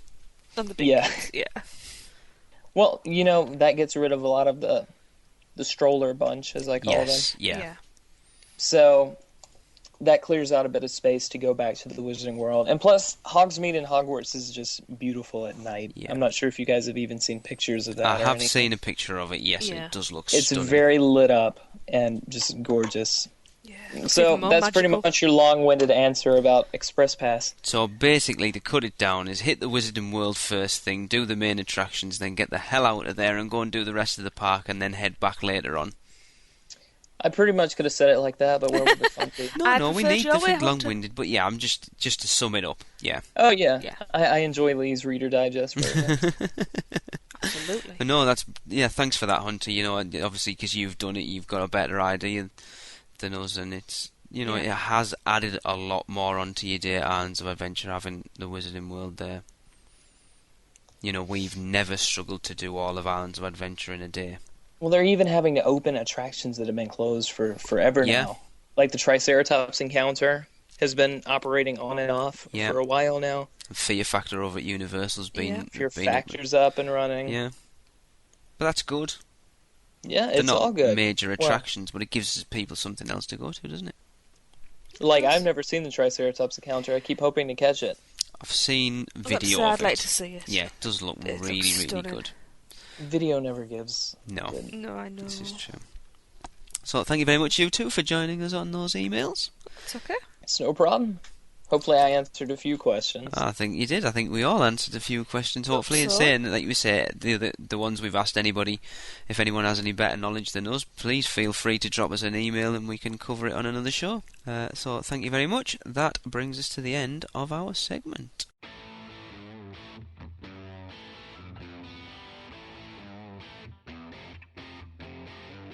Right, that brings us to the end of another show. Quite a long one, but hopefully enjoyable. Yeah. Don't forget to listen after the outro music for our LeakyCon interview. Yep, we hope anybody's who's got any interest in Harry Potter to listen to that and enjoy it. So, thanks very much for joining us. Thank you, Tracy. It's my pleasure. Thank you, Hunter. It's always an enjoyable time. It's ta-ta from me. That does it for another unofficial Universal Orlando podcast. Between shows, we'd love for you to get in touch. So email us with your spews, funny schmitz, comments, questions, and news to podcast@uuopodcast.com. Keep up with what's going on every day by following us on Twitter at UUOPodcast, like our Facebook page at facebook.com/UUOPodcast, follow us on Instagram and Pinterest at UUOPodcast, subscribe to our YouTube channel at youtube.com/UUOPodcast, and don't miss a show by subscribing to us on iTunes, and please leave us a review. Not an Apple user? Then head over to uuopodcast.libsyn.com and subscribe to the feed while you're there. You can also find us on Stitcher Radio and at micepod.com. Come find us on our partner site, micechat.com, join the forums, and say hello. So thanks for listening, and remember, be adventurous. This has been a MicePod.com presentation.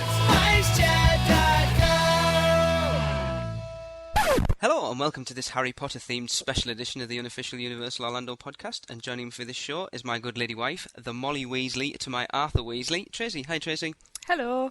And also joining us for the show is the Ron Weasley to our Mr. and Mrs. Weasley, Hunter. Hi Hunter. Hey guys. Right, as I said, there's a special show in which we've got two very special guests joining us to tell us all about the Harry Potter conference that's taking part over at Universal Orlando soon, LeakyCon. So joining us to discuss the unique event is Deputy Mischief Maker, Edward Drogos. Oh, thanks so much for having us. You're welcome.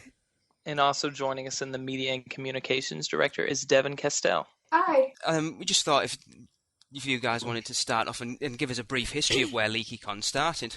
Edward, do you want to speak about 2009 since you were more involved? I was, yes. You know, Harry Potter conferences have been going on for about the past 10 years, where groups of Harry Potter fans all converge onto one city and spend a weekend talking about the series and the books and the films and making friendships and having and listening to wizard rock music. And LeakyCon is actually put on by a website called the leakycauldron.org or leakynews.com. Yeah. And I think it was about late 2007. We were all at a conference and we just were sitting around talking, and we thought, this would be really kind of fun to do ourselves.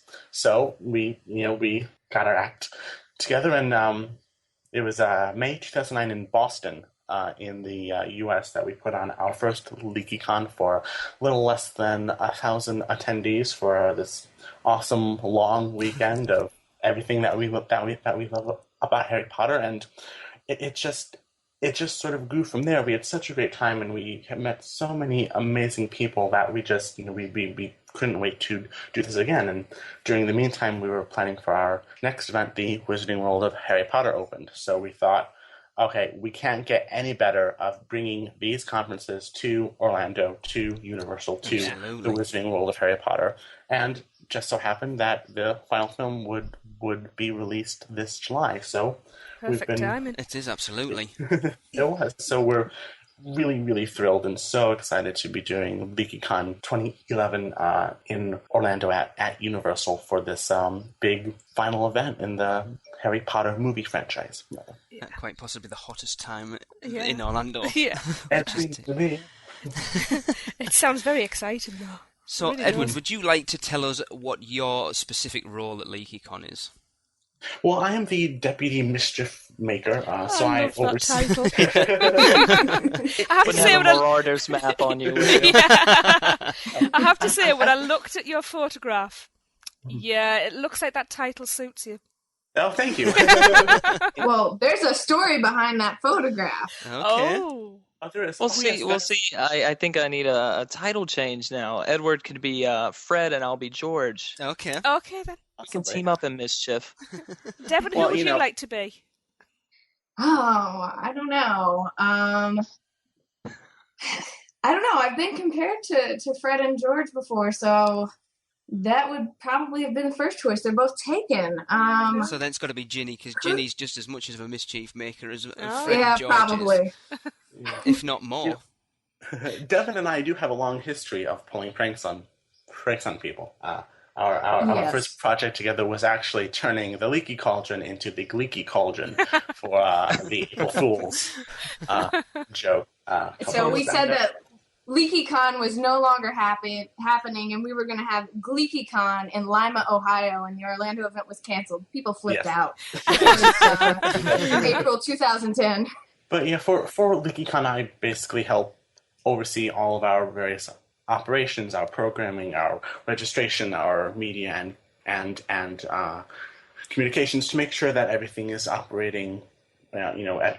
Everything is one big oiled machine, and everything works together. And I'm really lucky and really fortunate to be to have that place and to have this part in bringing LeakyCon 2011 to about 3,400 registered attendees this summer. So yeah, we're about 4.5 times as big as we were in 2009, which is incredible. Yes. We're really excited. Yeah. I mean, looking through the website, it doesn't look like a small event by any means. No. And it really proves how much of a phenomenon worldwide over Harry Potter has become. Just all these people gathering to celebrate something that they have such a passion about. It's funny as well from an English point of view, with it being in English, like English books. We have, as far as I know, nothing like this in this country. No, not that I'm aware of. Mm-hmm. Well, they are turning the film studios, Leavesden Studios, up north of London, into some sort of a museum type attraction where people can go and tour the sets and see where all of the films were made. But there have been events worldwide, and Harry Potter conference events worldwide, and I think that really just proves the point that these books bring people together. I mean, the underlying theme is love and friendship, and that's everything that we want to encapture and share at LeakyCon 2011. And everybody going in pretty much has this mindset of going in. You might not come out looking to make new friends, but from the few conventions, I haven't been to a LeakyCon convention, but from the few I've been to, you always come out meeting somebody and meeting new people that you just connect with. Absolutely. Yeah. I mean, we're quite big in the sort of British Disney community, aren't we? And we went to a Disney convention about 3 months ago, and we've made so many friends out of it. Yeah, some really good friends.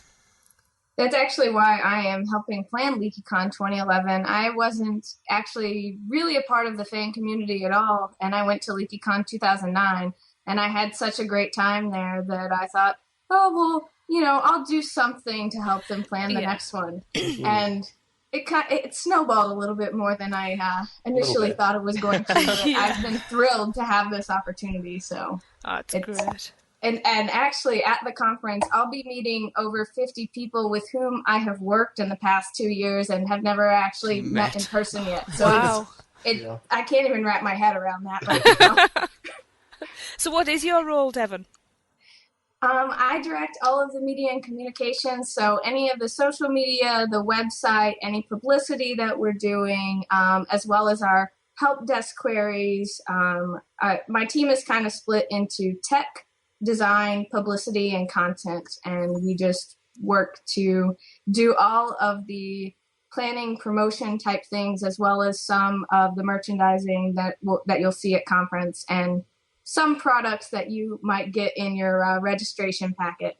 So that's what we focus on. And then we let the programming teams do all of the actual, this is the event and this is where you're going when, and logistics and all of that. So which is huge. I mean, I've got the programming guide up now, and it's just like kind of mind-boggling, to be quite honest.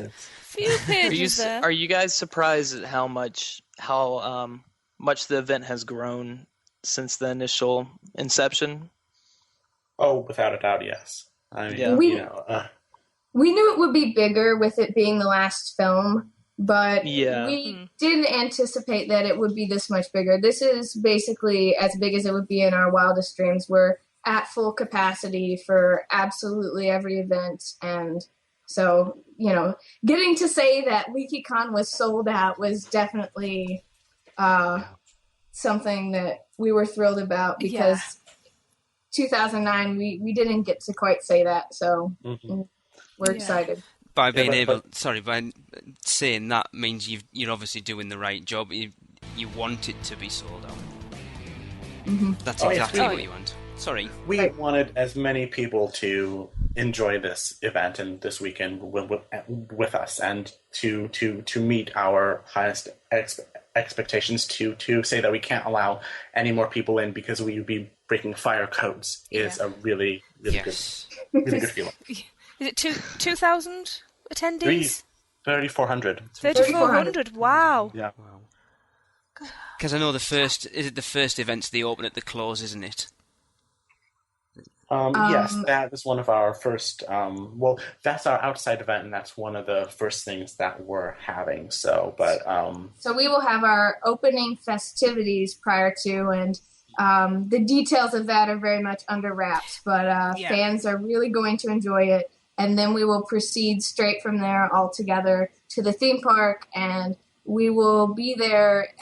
If it's a private event until 1:30 in the morning, enjoying unlimited butterbeer and far less lines than you would normally get. And we have a full buffet planned, and I've just been looking at the menu for that buffet. Yes. Wow. It was the. Can you sneak an extra one in? Just for the buffet is fine. The strawberry peanut butter ice cream that jumped out at me. But see, I was there on... Go on, Hunter, and make me even more miserable than I normally am. Go on. I was there on Friday eating butterbeer. No, I was there on Friday, and the lines for Forbidden Journey were reaching upwards about 95 minutes. So it's going to be very interesting to see just how many people are actually getting into that section of the park and just enjoying it by themselves without all the crowding, which it constantly has. Be a lot less stressful.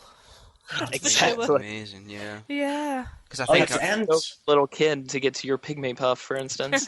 Yeah. Sorry, Edward, what were you going to say? No, it's just that it's also going to be at night, and the entire Wizarding World, Hogsmeade, and the castle, everything looks really different and really just, I'll say it, that much more magical at night. Oh, sure.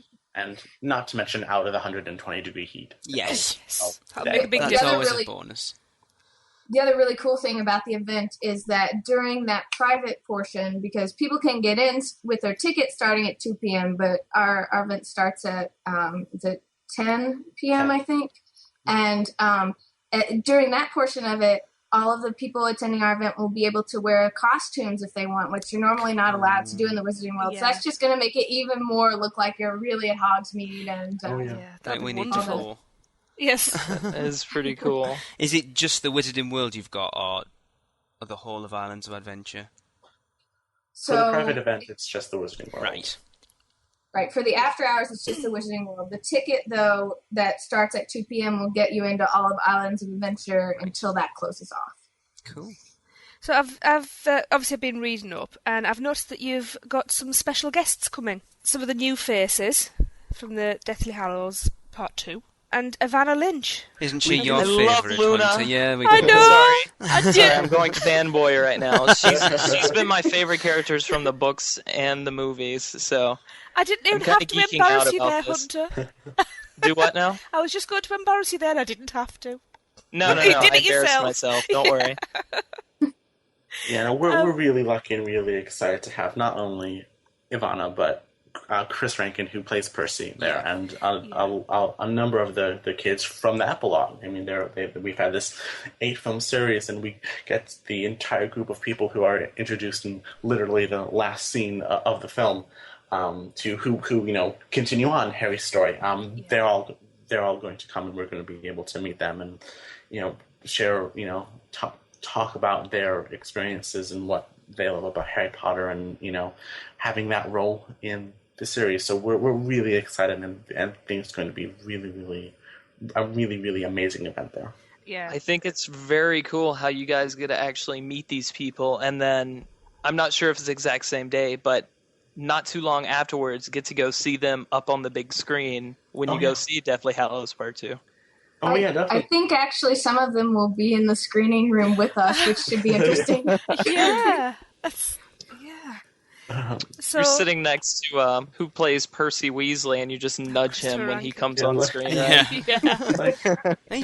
He looks a lot like you. So Ivana Lynch, she's going to be doing some signings and photo sessions. Is that right? Yes. She will. Cool. We're hoping to get everyone who has tickets to those events, as well as our general attendees, able to have their a photo taken with Ivana and something signed, and the same with all our other actors, as well as the Star Kid team Star Kid group, who is also coming, which I'm also very excited about. Oh, it's Star Kid is very exciting. I do want to add about the photos and signings that we will work to get as many as we can. We are not guaranteeing that everyone will get that. Preference is based on whether or not you bought a ticket to our event, your level of registration, whether or not you're a rock star, and so forth. But just so that people don't think that every single person will be guaranteed this. That's very true. They'll be there forever. Right. Well, and that's the thing. We're doing group photos with Team Star Kid, because for every single person, all 3,400 people, to get an individual photo with all these people, that would take the entirety of the conference. Yes. Yeah. And then so their cheeks would be aching from smiling with everybody after about an hour or so. Yes. So there is a balance to be maintained. Absolutely. So I heard you guys are having Team Star Kid in. We are, yes. We are very, very excited about that. That's going to be... It's going to be totally awesome. It's going to be totally awesome. Part of the pun. I'll be honest. I'm probably the only one in this room besides you two who get that. You're right. We have no idea wink, what it is. nudge, nudge. Shame on you. So for our audience who don't know, and us, what is Team Star Kid, please? Team Star Kid is a theater group that started at the University of Michigan in the States, and they're a very creative sort, and they conceived and wrote and produced something called a Harry Potter musical, I have actually heard about that. Yes, which went on YouTube and became very, very successful. Basically, a musical retelling of parts of Harry's journey, and it's really, really good. Really, with a lot of comedy added. It's more of a spoof musical type thing than because there have been some musicals that are done that try to be very canon accurate. This is not that, and it is creative in the very best of senses. It's so funny. Oh, yes. I really encourage you, since it's right there on YouTube, to go watch it if you haven't had a chance yet. We will do. Yes, it sounds really good. It was so popular they did a sequel, and since then they've actually been able to take what their theater group was at the university, and a lot of them have graduated since then, and they've been able to start their own theater company and start doing their own productions. And they just did one a few months ago called Starship, which was at a theater in Chicago, and I think it was sold out every single night. So, wow. It was, yes. Excellent. And that one was with puppets, and from what I hear, it was amazing. I haven't gotten a chance to see the whole thing yet, but I think Edward got to go, right? I did, yes. I actually ended up going twice. It was amazing. It was really good. Cool. Wow. They're just an amazingly creative bunch of people, and we're going to have them on hand throughout the weekend to do live performances. So they'll be on stage performing and singing. And that sounds really good. Cool. And I wish it was good. Along with Team Star Kid, you guys are having, I guess, all the kids are talented, but kind of the breakout star was Darren Criss, who's gone on to be in Glee and everything, correct? Yes. Yes, he now plays the character Blaine on Glee, and he has been on tour with them this summer, going all over the world. He was actually just in London, I think, yesterday. Mm-hmm. Right. Yes, one of our friends actually went to see Louise. Went to see the Glee. I thought she went to see Thomas the Tank Engine. No, that was the day after. Okay. I just yes, Devon, sorry. It's okay. Ivana Lynch, who we were just talking about, went to see Darren and his Glee performance yesterday. So there you go. All sorts of pre-LeakyCon meetups happening already. That sounds awesome. Yeah. Very cool. That is good. Right, yes. Now you have... Sorry, go on, Hunter. Oh, well, I was going to ask them about this Lit Day that's going on. Just beat me to it. I try. You're sent to the naughty step, young man. So Lit Day, is that July 13th? Yes, it will start at 8 a.m. in the morning, I believe, on July 13th. So that will be during the day before kind of the Harry Potter only portion of LeakyCon starts. And we're really excited about it because basically Maureen Johnson and John Green, who are two very prominent young adult authors, they both came to LeakyCon 2009 and as Harry Potter fans, and now we get to invite them to be here and to talk more about their books and not just Harry Potter. And it's really good because a lot of our fans, they don't just read Harry Potter. They read other things too, and so this is a great way for us to have that discussion about literature and writing, and we're going to have agents, editors, publishers there as well, and even teams of agents, editors, publishers, authors that all work together so you can see how the writing process goes, because we have a lot of aspiring writers in our fan community, and it's going to be a great opportunity for them to interact in a more or less small setting, because we capped Lit Day off at around, I think, 700, 750, so that they can really ask the questions that they would like to ask and get that type of interaction. And I'm really excited about it. As our head conference planner, Melissa Anelli, had said, she tweeted, "We're all going to need time turners for Lit Day," and I think that's true because there's so many things going on at the same time that I'm split between which one I'm going to go to. Oh, yes. Yeah, it sounds very interesting. It does. Yeah. And for the keynote event for Lit Day, we actually have Arthur Levine, who is the publisher of the Harry Potter books, speaking about his experiences and his experience as well in the publishing world. So I think it's going to be an excellent event for both people who want to become writers and people who just love young adult lit, to get that experience, to see how everything works. And it certainly sounds like there's something for everybody. Absolutely. I mean, let's be honest, the Harry Potter books of give everybody that kick a little bit. The print isn't dead. No, certainly not. But it's also brought reading to a whole new generation of children who... And adults. Yes, and adults. I agree. I'm 35 and I've read them all at least twice. Yeah, it's just... I started, phenomenon. like myself, I started when I was like 7, and it's been over... it's been over a decade now that I've been following the series. Like, I'm almost 19 now, and they're still as close to me as the first time I started reading them, so... I had to stop. Quite an impact. I had to stop reading them because I came kind of obsessed with them, didn't I, Tracy? Yes. As soon as I finished reading them... I don't think Harry Potter obsession is a problem, really. No, I don't. It's just it's stopping me reading other books because every time I finish the series, I just think I need to read them starts again. Put it this way, our obsession has sort of led us to name our dog after Hagrid. She's called Ruby. And we used to have... she's very... hairy and black and mad. Yes. She's mad, black and hairy. We used to have a pet rat called Scabbers. We have had a Scabbers, yes, we have. Oh. Actually, I think we have one of our friends has a pet rat called Scabbers as well. Yes, You yes, have they to do. do it. It has to be done.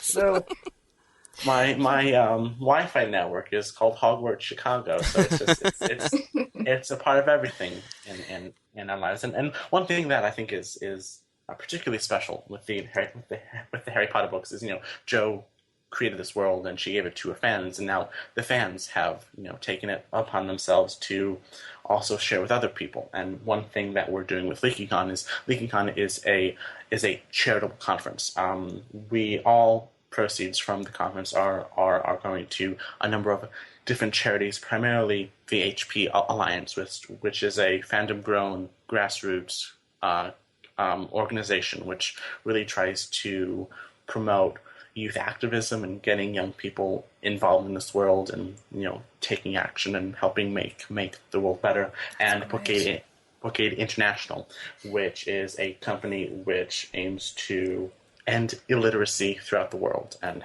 they have done many book drives and given countless books to countless people in many different third world countries. So LeakyCon is to benefit those two charities, as well as the Esther Earl This Light Won't Go Out Foundation.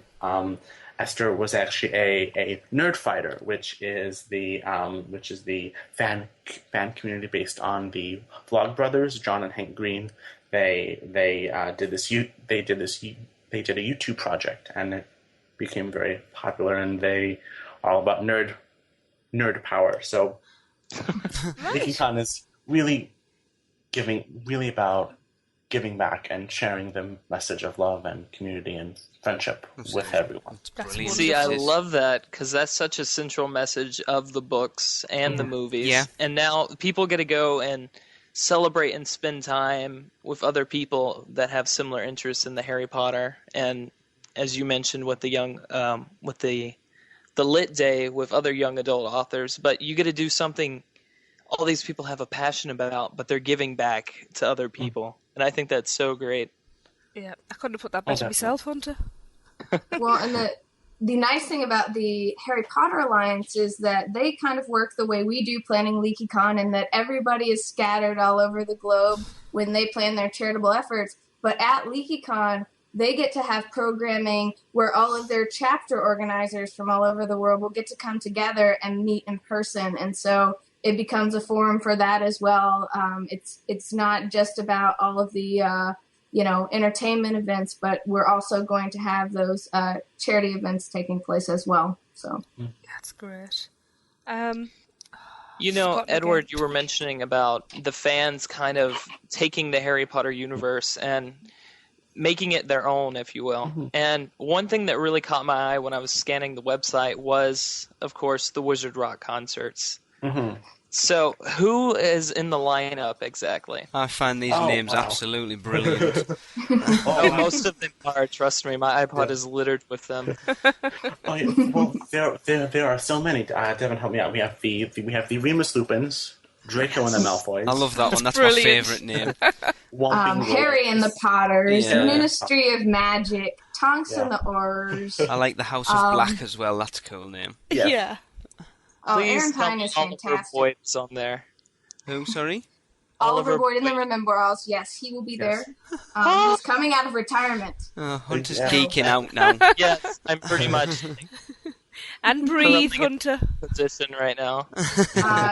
Greta Forge, is that correct?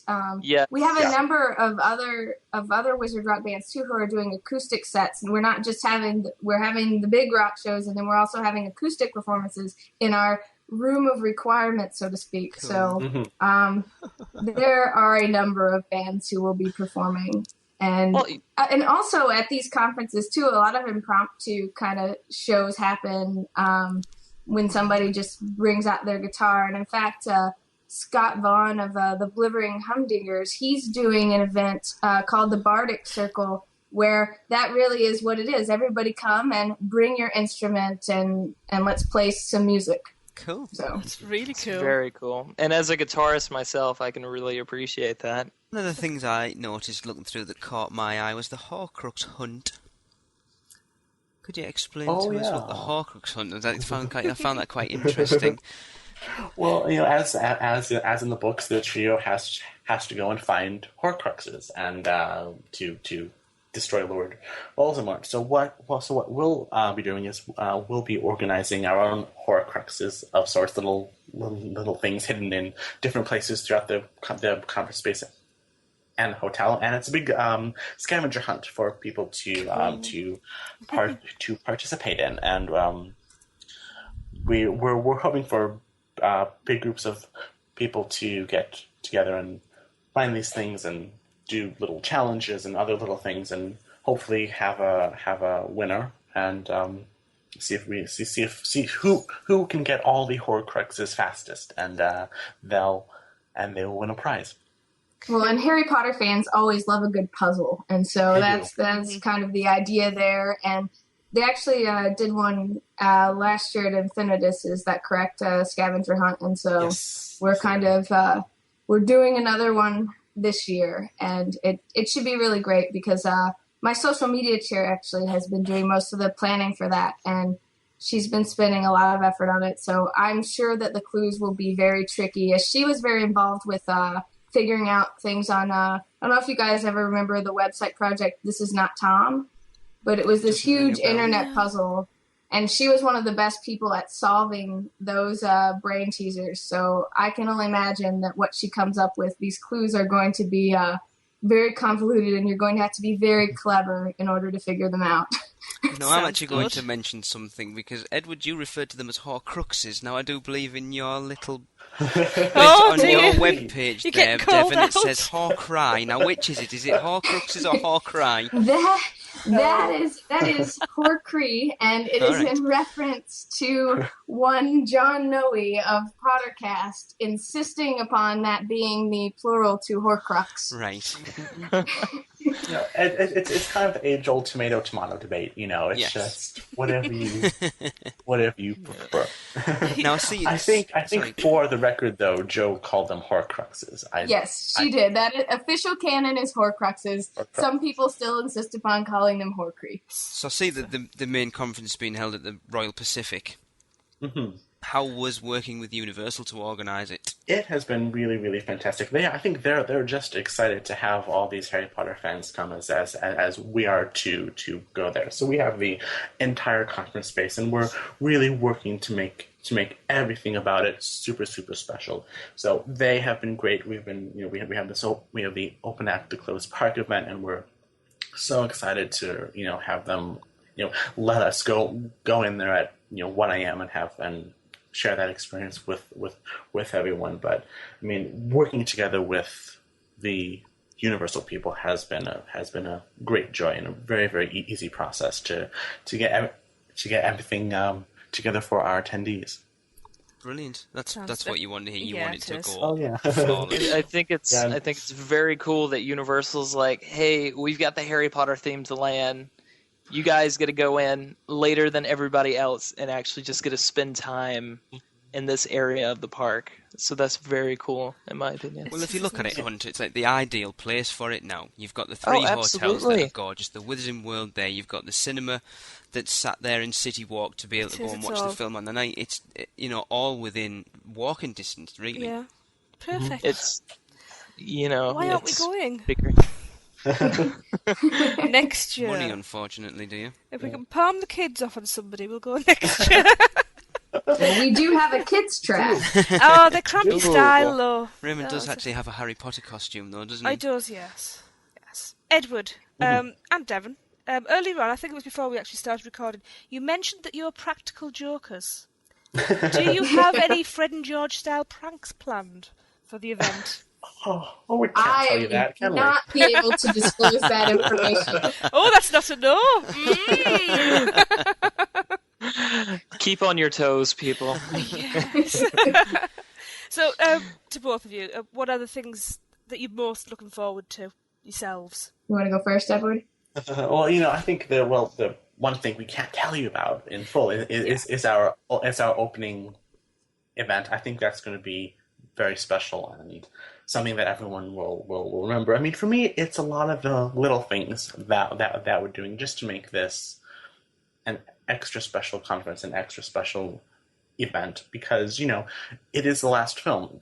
This is the last big, well, it is debatable whether it is the last big thing, but it's the last thing with the films. And I've been, so fortunate to be able to work with this amazing team of about 70 people on this for the past 2 years. And it's just all the hard work and all the ideas and all the special things that everyone has come up with. What I'm most excited to see is the response from people once they get in there, and to see the whole weekend unfold and everyone be together for this wonderful weekend. Yeah. Absolutely brilliant. Yes. I think for me there are two things. The first, I kind of mentioned earlier, is just meeting all of these people with whom I've worked and conversed, and I haven't gotten to get the experience to spend time with them in real life. But it's also the opening event, the movie event, the Wizard Rock concerts, all of those things that are going to be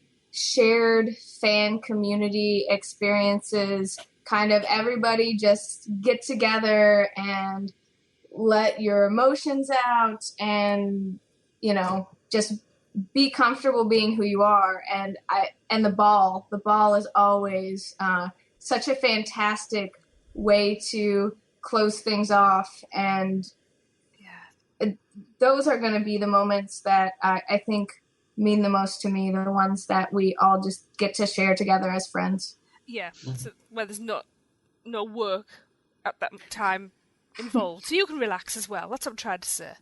Yeah. Yes, enjoy the fruits of your labours, as I say. Now, there's one thing we haven't actually broached yet, and that, would you like to tell everyone when it actually is taking place? Oh, that's a good idea. Yeah. I know it's all sold out, but I think you might want to know. But it's July 13th through 17th.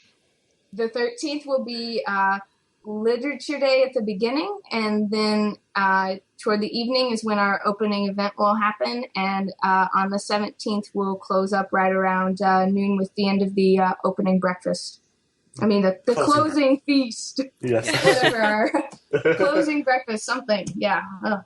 We were talking about Deathly Hallows Part 2 and how that's coming out while you guys are down there. How is that exactly all working? Are you guys, booking out the theater that night so everyone can get in? We can give you some details and not others because we're actually, Warner Brothers has asked us not to say certain things. We can tell you that we will be organizing a screening for everybody the night of the release, and there are 2D and 3D tickets available, and most people have already purchased theirs, and there is a limited amount of 3D IMAX, and so we're organizing it the best we can so that groups of friends can come up and say, okay, we all want to get tickets in the same theater, and as long as they have purchased the same type of ticket, they should be able to do that more or less. So that's what we've put together for that. I mean, that's okay. Just one last question: Is this a midnight release, or is that's the part we can't say? Okay. Full details are available to registered attendees through the website. Okay. They can log in and see, but we can't actually disclose that information to. Okay. And everybody else finds out after the event. I mean, that's going to be amazing. You can't think of anything better than watching the last film surrounded by Harry Potter fans. No, trust us. If I was there, I'm pretty sure I would notice everybody in the theater tearing up toward the end. So we've had jokes that we're going to get Kleenex printed with LeakyCon 2011 on them and put it and that we will have therapists on hand afterwards to cause separation anxiety. Yeah, but you have the whole rest of the weekend to recover and to talk and to share. We have a very upbeat event planned for immediately following. So possibly a good idea. Yes. And we also have rooms afterwards scheduled that people can discuss. And there's going to be an I love the film room and I didn't love the film so much room. So all the people who want to rant can be together, and all the people who want to gush can be together. Good.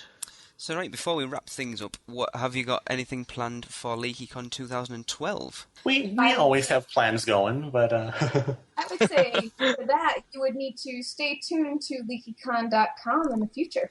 Yep. Good plug. Like That's it. a good one. Yeah. leakycon.com. Brilliant. Right, thanks very much for joining us, guys. I've really enjoyed it. We have. It's been Thanks really good. so much. Yes, We've thank you. had so much fun discussing this with you. We love to share what we've been working on for so long. We're so proud of and enthusiastic about. So good. Without a doubt, You should be. I really hope it goes off really well, and you all have fun. That's the most important thing. Make lots of new friends. Yes. That's right. Very jealous that I'm this close and I'm going to miss out this year. But that just gives me more incentive to come next time it's around. Yes. So definitely. Yes. Brilliant. Right, Devon, Edward, thank you very much for joining us. Thank you. Thanks so much.